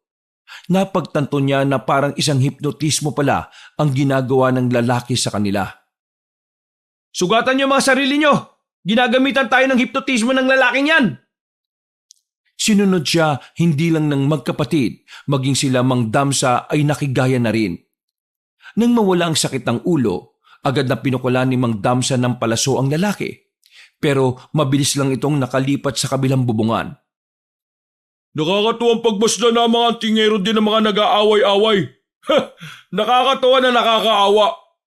Pinapatunayan nyo lang na mas masama pa ang ugali ng mga tao kumpara sa aming mga aswang. Na ang nais lang ay magkaroon lang naman ng tahanan. Sino ka ba? Magpakilala ka! Dahil gusto mo rin namang malaman, sige, ipapakilala ko sa iyo kung sino ang kaharap nyo. Ako si Hogan, ang kahuli-huli ang aswang na dugong berde. Ang pinuno ng mga aswang dito sa Iloilo. Rohan, alam mo ba kung ano ang dugong berdeng aswang? Sa pagkakasabi sa akin ni tatay, ang dugong berdeng aswang ay isang aswang na galing sa mga angka ng mayayaman, malalakas at makapangyarihan ng panahon ng Kastila. Ha! Napakahusay mo naman, pare. Mabuti na lang at alam mo yan. Dahil kung hindi, mananatili kayong mangmang kung sino ang kinakalaban ninyo. Bumaba ka dyan! Maglaban tayong dalawa! Tanda, hindi ka ang gusto kong makalaban, kundi siya.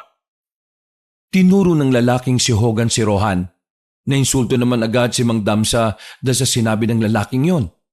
Kaya sa halip na tanggapin ang sinabi noon, kumuha ulit ng palasong matanda at pinukulan ulit ang lalaki. Pero sa kasamaang palad, hindi pa rin yon nakatama. Para bang pinaglalaroan lang siya ni Hogan. Isa sa mga dapat mong nalaman, na hindi ako basta-basta napapatay lang ng isang patalim gaya ng palasong yan. Mapipikon ka lang tanda dahil hindi mo ako matatamaan. Kayo, anong tinitingin-tingin nyo? Lusubin nyo na ang siraulong yan! Utos ni Mang Damsa sa kanya mga kasamahan. Kahit nag-aalangan, ay sabay-sabay na lumusob ang mga antingero. Pero dahil mga pangkaraniwang antingero lamang sila, wala rin silang magawa. Sa mismong harapan nila, nakita nila kung papaano pagpapapaslangin lahat ni Hogan ang mga yon gamit lang ang isang kamay. Maging si Rohan at ang mga kapatid ay nabigla rin. Kakaibang bilis at lakas ni Hogan. Ibang-iba yon sa lahat ng aswang na kanilang nakaharap. Dito nila mas napatunayan na talagang hindi nga basta-basta ang pinuno ng mga aswang. Sa mga susunod na araw, ay magiging amin na rin ang baryong ito. Hindi ka magtatagumpay sa gusto mo mangyari! Walang sinayang na sandali ang lalaking si Rohan. Mabilis niyang nilapitan si Hogan. At dahil sa hindi normal ang mabilis na ginawa niya, nakalapit agad siya kay Hogan at nagawa niya itong suntukin sa muka. Narinig pa nga nila ang pagtunog ng leeg ni Hogan sa sobrang lakas ng suntok. Ang buong akala nila ay nabali na ang leeg nun. Pero kinilabutan sila nang makitang ibinalik lang ulit ni Hogan ang kanyang leeg. Hindi ka pangkaraniwan, pare. Nararamdaman ko. Hindi ka tao. Kita sa mukha ni Mang Damsa ang pagtataka. Ganun din ang reaksyon ni Sibal at Saryo. Kinakabahan tuloy si Rohan dahil iniiwasan talaga niyang malaman ang pagiging gabunan niya. Tama ko, di ba? Hindi ka tao, pare. Alam na alam ko yan. Kasi pareho tayo. Amoy na amoy kita. Kilalang kilala ko ang lukso ng dugo mo, pare. Pareho tayo. Anong pinagsasabi mo? Nababaliw ka na ba? Paano tayo magiging magkapareho? Aswang ka. Tao ako. Para hindi na makapagsalita pa si Hogan, nilusob muli ni Rohan ang lalaking yon. Tinatad niya yon ng taga pero hindi niya magawang tamaan. Masyadong magaling umilag si Hogan. Parang alam na nito ang bawat galaw niya. Pre, isa ka sa amin. Bakit hindi ka nalang kaya makisama? Total, iisa naman ang layunin natin mga aswang. Yun ay ang pagharian ng mga tao. Pilit na nilalaso ni Hogan ang utak niya habang papalayo na sila ng papalayo kina Mang Damsa. Natigil ang kanilang laban saglit nang tumungtong sa pose si Hogan. Alam ko na. Kaya mo ko inaatake para makalayo tayo sa kanila. Siguro ayaw mong malaman nila na aswang ka, no? Na isa kang gabunan. Na isa ka sa mga malalakas na aswang kapag pinanindigan mo. At teka, nagtataka nga pala ako. Amoy na amoy kita bilang aswang pero bakit hindi ko maramdaman ang presensya mo bilang gabunan? Siguro may inilagay ka sa katawan mo, ano? Wala ka nang pakialam dun. Bumaba ka dito at maglaban tayong dalawa. Ayoko na ng maraming daldal. Hindi ngayon, Rohan. Nagbago na ang isip ko eh. Babalikan kita. At sa pagbabalik ko, sisiguruhin kong matatanggal ko na sa katawan mo kung ano man ang bagay na pumipigil sa pagiging aswang mo. Tumawa ng malakas si Hogan. Wala namang magawa si Rohan kahit na gustuhin niyang patayin ang kalaban niya. Kung may kakayahan man siyang makalipad, baka hindi na tumagal pa ang laban nila. Umalis si Hogan sa baryong yon. Iniwan nito ang mga namatay na antingerong bataan ni Mang Damsa. Napasarado na lang ang kamao ng binatang si Rohan. Nababahala na siya. Sa mga narinig ng ibang tao tungkol sa pagiging aswang niya, naiisip na niya na baka sa mga susunod na araw, pag-initan na siya ng iba pang antingero. Napalingon siya sa likuran nang marinig na dumating si Sibal at Saryo. Nahihiya siyang humarap. Hindi niya alam kung ano ang sasabihin niya. Anong ibig sabihin ng lalaking yon? Ikaw ha, may secret ka palang malupit. Don't tell me, wala kang balak mag-tell us. Huminga ng malalim ang binatang si Rohan. Nilakasan na lamang niya ang kanyang loob. May kailangan akong aminin sa inyo.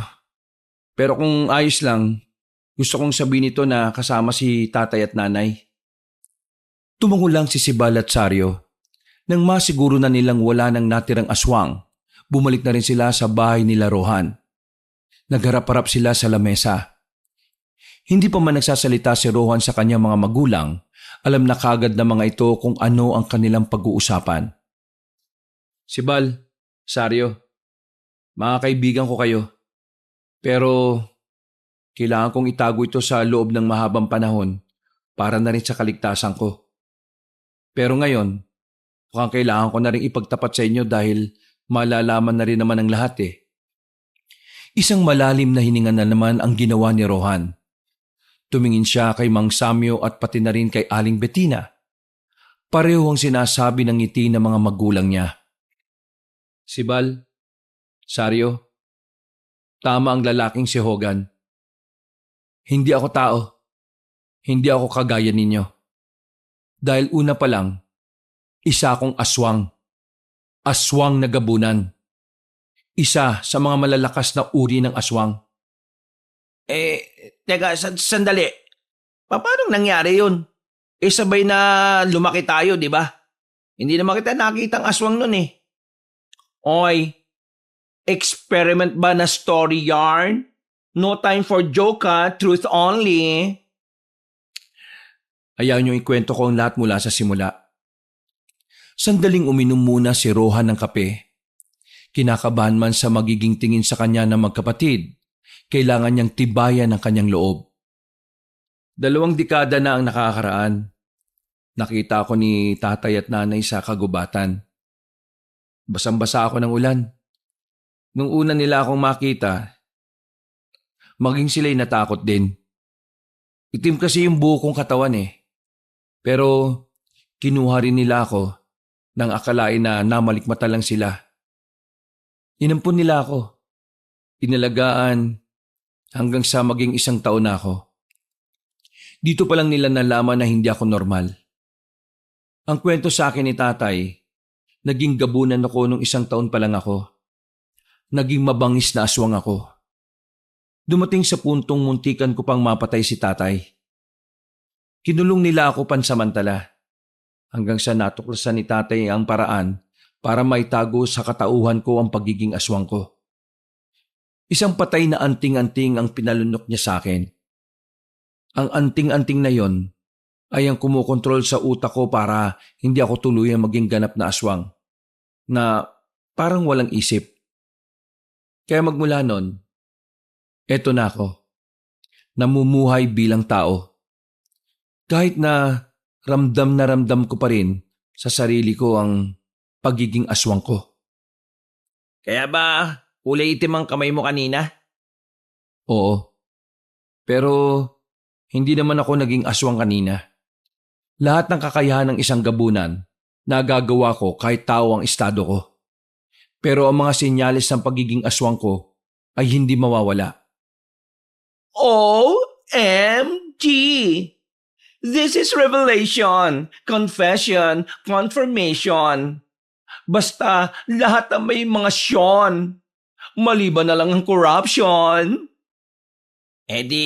Totoo talagang aswang ka. Oo, totoong aswang ako. Kalahating aswang, kalahating tao. Hindi ko alam kung saan ako nagmula, pero isa lang ang alam ko. Ang mga magulang ko, sila ang tunay na pinagmulan ko. Dahil sa kanila lang din naman nagmumula ang pagmamahal na pinaramdam ko sa lahat. Maiintindihan namin kung magbabago ang tingin nyo kay Rohan. Alam namin na naglihim kami sa inyo. Pero sana, dumating ang araw na matanggap nyo rin ang aming rason. Hindi na po issue sa amin kung ano si Rohan. Ang malaga sa amin, mabuti siyang nilalang. Yun na lang po ang pangahawakan namin. Trulalu, babalu. Aanhin mo naman kasi ang pagiging human being kung atitsona ka naman, di ba, Subatembang?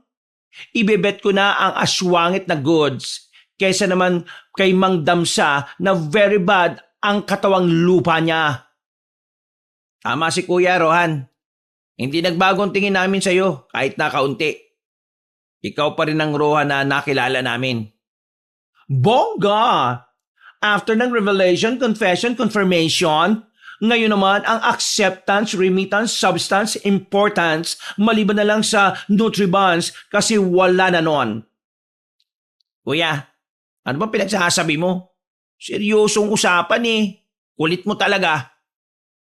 Malapad ang ngiting ipinakita ni Rohan sa dalawa. Hindi niya inakala na magiging madali lang para sa mga kaibigan niya na tanggapin ang tunay niyang katauhan. Totoo bang tinatanggap niyo ako? Bakit? Ano bang hindi ka panipaniwala sa pagtanggap namin sa'yo? Mga kaibigan mo kami, baka nakakalimutan mo. At sa pagkakaalala ko, wala ka namang ginawang masama sa amin para hindi ka namin tanggapin. Nakakatuwa naman ang mga batang ito. Napakatibay talaga ng mukha nyo, ng pagkakaibigan ninyo. Ngayong alam na nating tanggap nyo si Rohan, ang magiging problema natin ngayon ay ang mga tao. Natitiyak kong ipagkakalat ni Damsa na isang aswang si Rohan. Kaya naman, hindi tayo pwede magtagal dito. Kilala nyo naman si Damsa. Tama po kayo, lalo na ngayon. Halos kalahati ng bilang ng sama nila namatay. Sigurado kong kay Rohan niya ibubuntong ang galit niya. Itay, inay, magtago kayo sa silong natin. Huwag na huwag kayong lalabas hanggat wala kami. Dadaganan namin ng katre ang pinto para walang makapansin na may lagusan pababa. Sa oras na malagay na sa alanganin ng lahat, dumaan na kayo sa ginawa nating tunnel tapos sa gubat na lang po tayo magkita-kita. Sumang-ayon naman si Mang Samyo. Yun lang naman kasi ang pinakamagandang paraan para hindi mapahamak ang dalawang matanda. Bago pa mangyari ang kinatatakutan nila, sumuot na sa pinto pababa ng silong ang mag-asawang Samyo at Bitina. Sakto naman na paglabas nila, nasa harapan na ng bakuran si Mang Damsa. Hindi lang ang mga antingero ang kasama ng mga ito, kundi pati na rin ang mga taong bayan. Bakit kayo naririto? Mga kabaryo, ang lalaking yan, isa siyang aswang. Isa siyang aswang na gabunan. Siya ang pumaslang sa mga kasamahan ko. Nagpapanggap lang siyang antingero para walang makaalam ng tunay niyang katauhan. Mga kasama, kailangan natin siyang patayin. Pati na rin ang mga taong pumoprotekta sa kanya. Sandali lang! Hindi totoong pinaslang ko mga kasama ni Mang Damsa. Oo, aswang ako. Pero mabuti akong aswang. Kaya kong kontrolin ang sarili ko. Kaya kong gamitin sa kabutihan ang pagiging aswang ko. Huwag mo nang lasunin ang isip ng mga tao. Hindi na sila makikinig sa'yo. Mga kasama, lusob!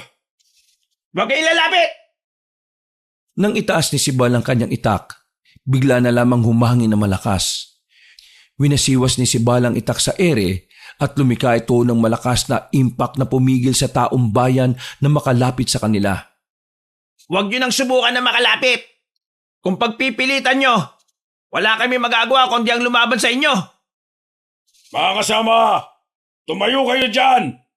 Dali na, paslangin ang lalaking yan. Aray! Bujiwan mo ako! Nagulat na lamang ang lahat nang bigla na lang nasa harapan na ni Mang Damsa ang binatang si Rohan. Hawak-hawak na nito ang leeg ng matanda at itinaas pa sa ere.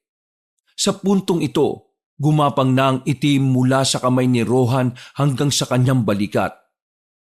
Tumigil ka na sa kasinungalingan mo, Mang Damsa. Dahil kung hindi ka titigil, ngayon pa lang ay papaslangin na kita. Binitiwan ni Rohan ang matanda. Napahawak pa yun sa liig niya habang nanlalaki ang mga mata. Hindi matanggap na matanda na ginanon lang siya ni Rohan. Kaya naman, ginamit na rin nito ang kanyang anting-anting. Mabilis din siyang nakarating sa likuran ni Rohan. Sasaksakin na sana nito ang binata pero triple ang talas ng pakiramdam ni Rohan. Nakailag yun at inago kay Mang Damsa ang punyal. Gamit ang isang kamay, binali ni Rohan ang punyal sa harapan nilang lahat. Takot na takot ang mga tao. Maging ang mga antingero ay hindi makapaniwala na ang kinikilala nilang malakas na pinuno, wala ring nagawa sa kakaibang kakayahan ni Rohan. Mang Damsa, huling babala ko na sa inyo ito. Kapag hindi ka pa tumigil, ako mismo ang papaslang sa iyo ngayon. Umalis na kayo! Alis! Natatarantang nagtakbuhan ng mga taong bayan. Samantalang si Mang Damsa naman ay hinila na lang din ng mga kasamahan niya. Babush! Going home ang peg ng mga first na yarn. Mga inutil talaga mga taga rito sa atin eh. Ang bilis nilang naniwala na hindi pa lang nagsasagwa ng sarili nilang investigasyon sa nangyari. Wala na tayong magagawa kung talagang nalasonan ni Mang Damsa ang utak nila. Ang mahalaga ngayon, naparamdam natin sa kanila na hindi nila tayo kaya. So, what's next? Aalis ba tayo rito? Hindi tayo aalis. Kawawa ang mga tao rito kapag iniwan natin ang baryo. Wala tayong aasahan kay Mang Damsa. Isang malalim na paghinga na lamang ang nagawa ng binata habang tumatagal kasi lalong nagiging komplikado ang lahat. Kinabukasan ng umaga, maaga pa rin silang nagising kahit na kulang naman ang kanilang tulog. Nasa bakuran lamang sila. Nagluluto ng kanilang aalmusalin. Hindi sila lumalabas. Lamang kasi sila ng usapan. Hindi naman dahil sa natatakot sila, kundi dahil iniiwasan lamang nilang makapanakit ng mga sibilyan. Sibal, tingin ko, kailangan nyo ng punta ng pamilya nyo. Ipaalam nyo sa kanilang kalagayan natin. Mas mainam na ilayo nyo na rin sila rito. Baka mamayang gabi, gumawa na naman ng pag-aalsa sila Mang Damsa. Kuya, ikaw na lang ang umuwi sa atin. Dali mo sila sa malayo rito. Total, ikaw naman ang marunong magpatakbo ng jeep natin eh. As is, now na ba? Hindi, mamayang hapon na. Bago sumapit ang kinagabihan. Nanatili lamang sila sa loob ng bakuran. Gustuin man nilang lumabas ay nakaabang naman sa kanila ang mga residente. Meron din mga antingero na pabalik-balik. Nakala mo ay totoong matatapang pero nagmamadali namang makaalis kapag natitigan ni Rohan. Dahil sa mga nangyari, napagtanto ni Rohan na mas malala pa pala na kalaban ng mga kalugar nila kaysa sa mga aswang. Ang kinababahala niya, Baka ang mga tao pa ang maging dahilan kung bakit malulugmok ang baryo nila. At kung minamalas-malas pa, maging ang buong Iloilo na rin. Dumaan ng maraming oras at malapit na rin kumagat ang dilim. Lihim na nakaalis ang binabaing si Sario para puntahan ang pamilya. Naiwan naman si Sario na kasama nila Rohan.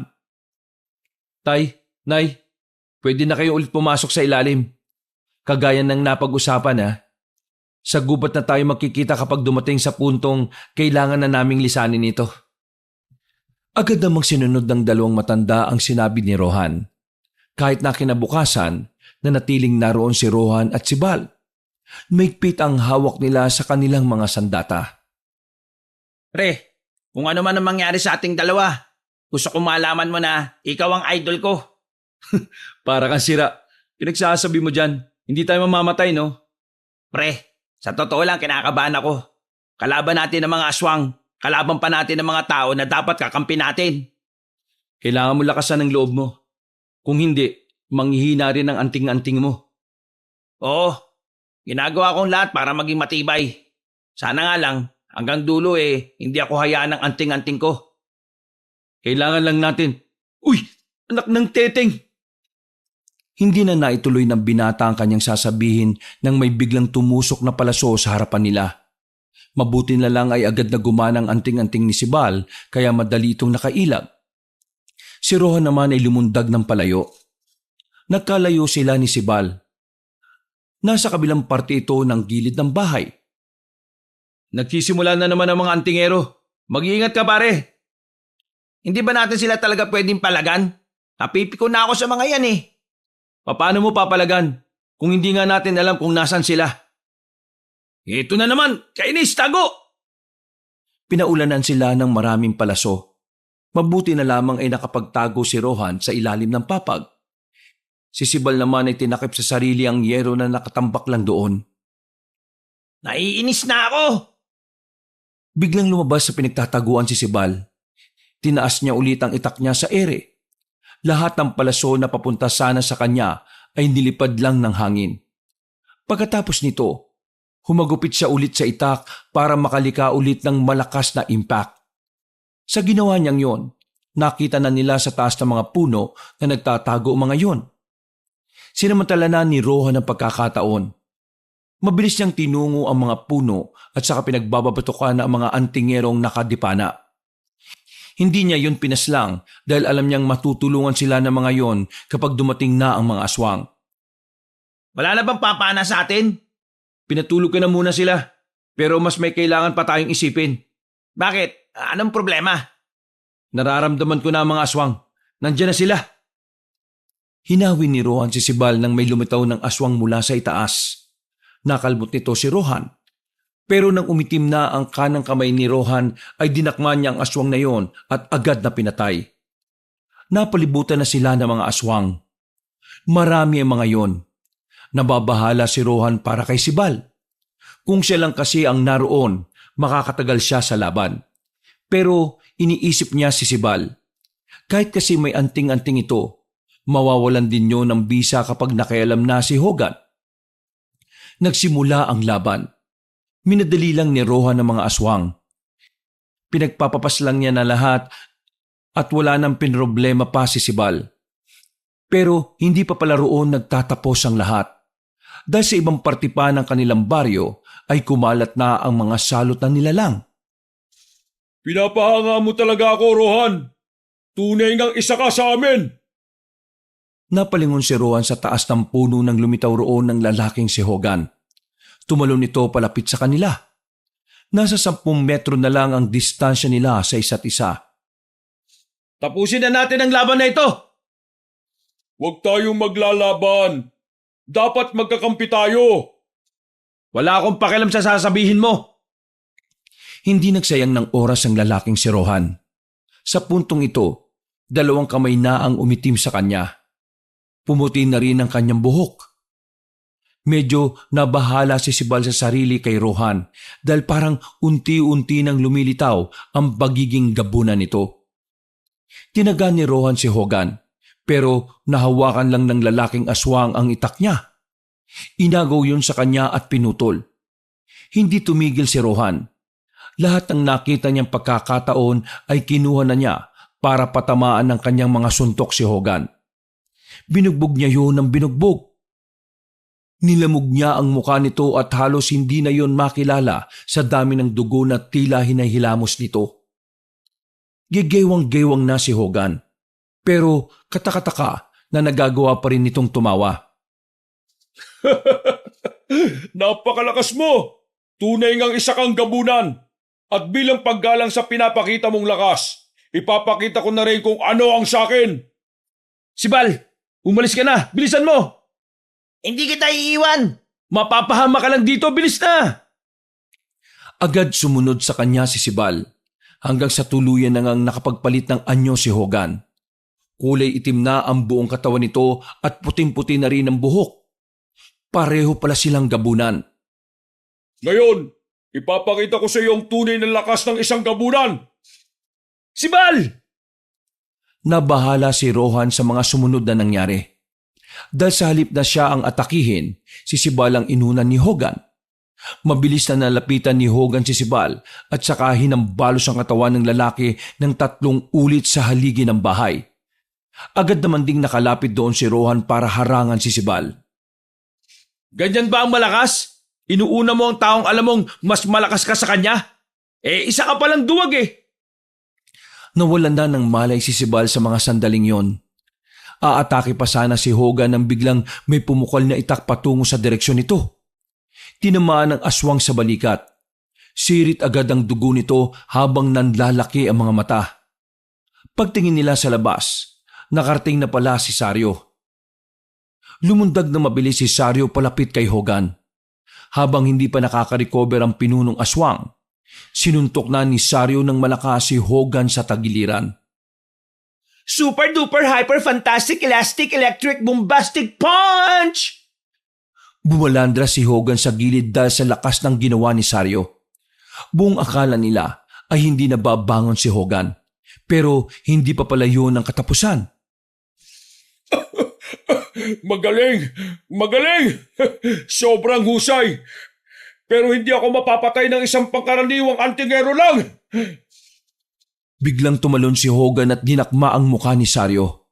Malakas nitong binagsak si Sario sa lupa at saka sinipa ng buong puwersa. Tumama pa ang likod ng binabae sa bakod. Namilipit ito sa sakit. Hindi na rin ito makabangon. Magbabayad ka sa ginawa mo! Muling umatake naman si Rohan, pero sa pagkakataong ito, hindi na tinablan si Hogan. Kahit lakasan niya pa ang mga suntok niya, tinatawanan na lamang siya nito. Wala ka na magagawa. Ang mabuti pa, umanib ka na sa akin. Kasi kung hindi, malalamog ka lang sa akin. Sinuntok siya ni Hogan. Tumalsik agad siya at tumama sa pintuan nila. Hindi pa nakontento si Hogan. Dinakma pa ang mukha niya at saka iniangat sa ere. Pinagsusuntok nito ang kanyang tiyan. Hanggang sa sumuka na siya ng dugo. Hinanghina na si Rohan nang ibagsak na ito sa lupa. Pinagtatatadyakan siya ni Hogan habang tumatawa-tawa. Ang paghihirap niya ay ang siyang nagbibigay ng kakaibang ligaya para sa lalaking aswang. Ano? Masarap ba? Yan ang napapala ng mga kagaya mong ayaw tanggapin ng buo ang lahi ng pinagmulan niya. Hinawakan siya ni Hogan sa kwelyo at muling binalibag sa direksyon ni Sibal na sa mga sandaling ito ay nagkamalay na rin. Pero hindi ito makatayo. Rohan, wala na tayong magagawa. Nagulat sila nang makitang kinaya pang makatayo ni Rohan. Kahit duguan na ang mukha nito ay nagawa pa rin itong iangat ang kanyang tingin. Kumapit ito sa pader at saka nagsalita. Hindi pwedeng wala tayong magagawa. Ang kulit mo naman. Bakit ba kasi hindi ka nalang sumuko at magbalik sa amin Total, isa ka rin naman sa amin. Isa lang ang dugong nananalaytay sa atin. Ngayon ko lang nalaman. Ano? Ngayon ko lang nalaman kung paano alisin ang matagal nang nasa katawan ko. Rohan, anong iniisip mo? Sibal, Pakisabi kay tatay at nanay, patawarin nila ako. Ito na lang ang nakikita kong paraan para matalo ang isang ito. Biglang sumigaw ng malakas si Rohan. Kasunod nito ay napalhod na ito sa lupa. Hawak-hawak ang sariling liig. Maging si Hogan ay naguguluhan din sa nangyayari. Saka lamang nito naintindihan ang ginagawa ni Rohan nang makita nilang nailuwanan ng binata ang patay na anting-anting. Rohan! Wag! Muling tumayo si Rohan. Napangiti pa ito nang mapatingin kay Sibal. Ilang sandali lang, tuluyan nang naging kulay itim ang buong katawan ng binata. Mas humaba ang buhok nito na kulay puti. Naging kulay pula ang mga mata. Yan! Yan ang gusto ko!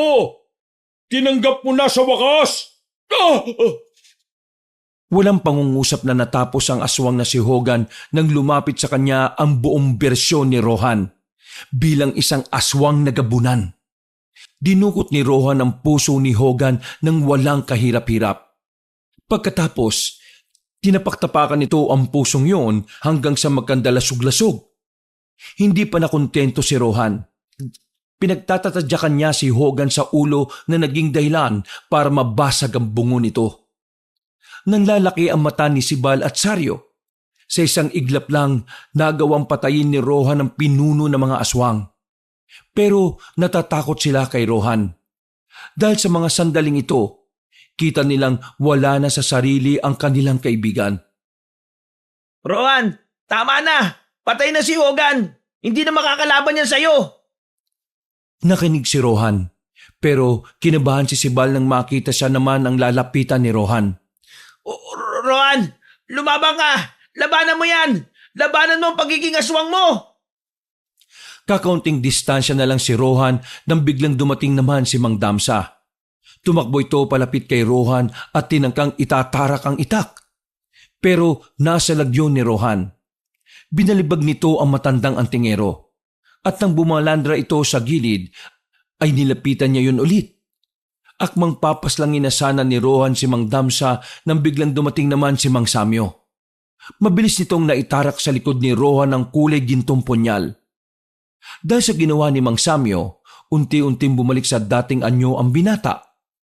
Pero dahil sa saksak ng ginawa ni Mang Samyo sa binata, muli itong sumuka ng dugo. Anak, patawarin mo ako pero kailangan ko itong gawin bago ka pa makapanakit ng iba. Patawarin mo ako, anak. Tatay, maraming salamat. Maraming salamat dahil hindi niyo ako inayaang maging masama. Maraming salamat dahil ibinalik niyo kaagad ako sa dati. Masaya ako ngayon, tatay. Iniligay ni Mang Samyo ang ulo ng anak sa kanyang bisig. Nakangiti ang binata sa kanya. Marami pa sana siyang gustong sabihin pero tuluyan ng pumikit si Rohan. Naiyak na lamang ang matanda. Ganon din si Sibal at Saryo. Noong mga sandaling yon, tila nakisabay pa ang panahon dahil biglang umulan ng malakas. Walang humpay ang pag-iyak nila sa inakala nilang pagkamatay ni Rohan. Hindi na nila mararamdaman ang ginawa dahil ang tanging nararamdaman na lang nila ay ang kalungkutan. Matapos ang sandaling yon, inilagay na nila ang katawan ni Rohan sa ibabaw ng lamesa. Kinumutan nila yon ng itim na tela. Dadasalan na sana nila ang katawan ng lalaki nang biglang kumidlat ng malakas. Gumawa ng malakas na liwanag ang kidlat na nagdulot pa ng panandali ang pagkabulag nila. Pagtingin nila sa lamesa, wala na roon ang katawan ni Rohan.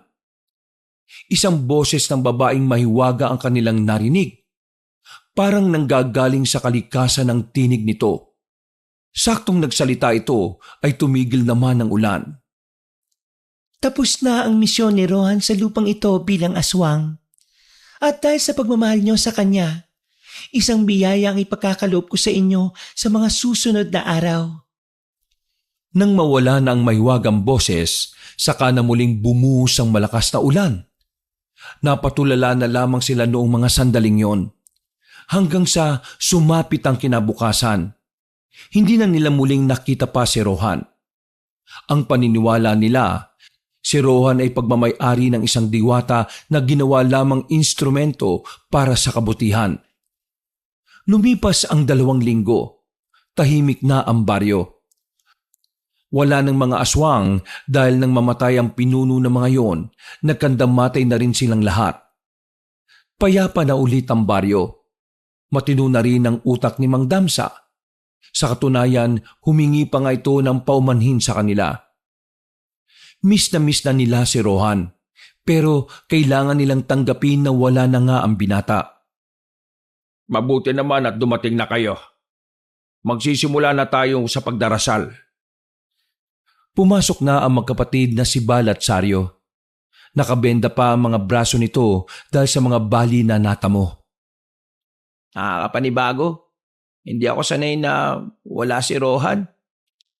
Kurak! Ba't naman kasi siya ginetsong ng mahiwagang boses? Di man lang iniwan sa atin para makapaglamay ng goods, hindi ba? Kagaya ng sinabi ko noong nakaraan, isa siyang instrumento. Pagmamay-ari siya ng diwata kaya ang diwata ang may karapatan sa kanya. Kung nasaan man ngayon ang kaluluwa ni Rohan, ipagdasal natin na masaya siya roon. At dapat pilitin din nating maging masaya para sa kanya. Magiging masaya para sa akin? Bakit? Hindi naman ako nawala ah. Napatingin silang lahat sa pintuan nang marinig ang boses na yon. Agad na tumulo ang luha nila. Napalapit naman agad si Aling Bitina sa kanya. Pinisil-pisil ang mukha ng binata para alamin kung totoong si Rohan nga ba talaga yon. Buhay ka! Salamat at buhay ka! Diyos ko, buti naman at nakabalik ka. Ang akala namin ay hindi ka na namin makakasama. Nakiyakap na rin si Mang Samyo sa kanila. Pre, anong nangyari? Bakit ka nakabalik? Bongga! Pasuspense ang pegnarn! Kagaya ng sinabi ng diwata, tapos na ang misyon ko bilang aswang. Ngayon, kailangan ko na ring simulan ang misyon ko bilang tao. Binigyan niya ako ng isa pang pagkakataon para makasama kayo. Isang gantimpala dahil sa nagawa kong pagliligtas sa buong probinsya natin. Napahagulgol na lamang silang lahat sa mga sandaling yon. Nag-group hug pa sila at halos hindi na makahinga si Rohan sa sobrang higpit. Diyos ko, salamat po sa Diyos at sa diwata. At kasama ka na namin uli ngayon, anak. Tama ng drama. Nagugutom na ako eh. Wala ba makakain dyan? Malas naman oh. Nagtawanan na lamang sila ng mga sandaling yon. Dahil nakahanda na rin naman ang pagkain noong hapon na yon, ay sabay-sabay na rin silang kumain. Masaya ang kalooban ng lahat dahil sa wakas, kumpleto na silang muli. At sa mga susunod na araw, sabay-sabay na nilang haharapin ang panibagong misyon. Yun ay ang mabuhay ng isang buong pamilya. Wakas.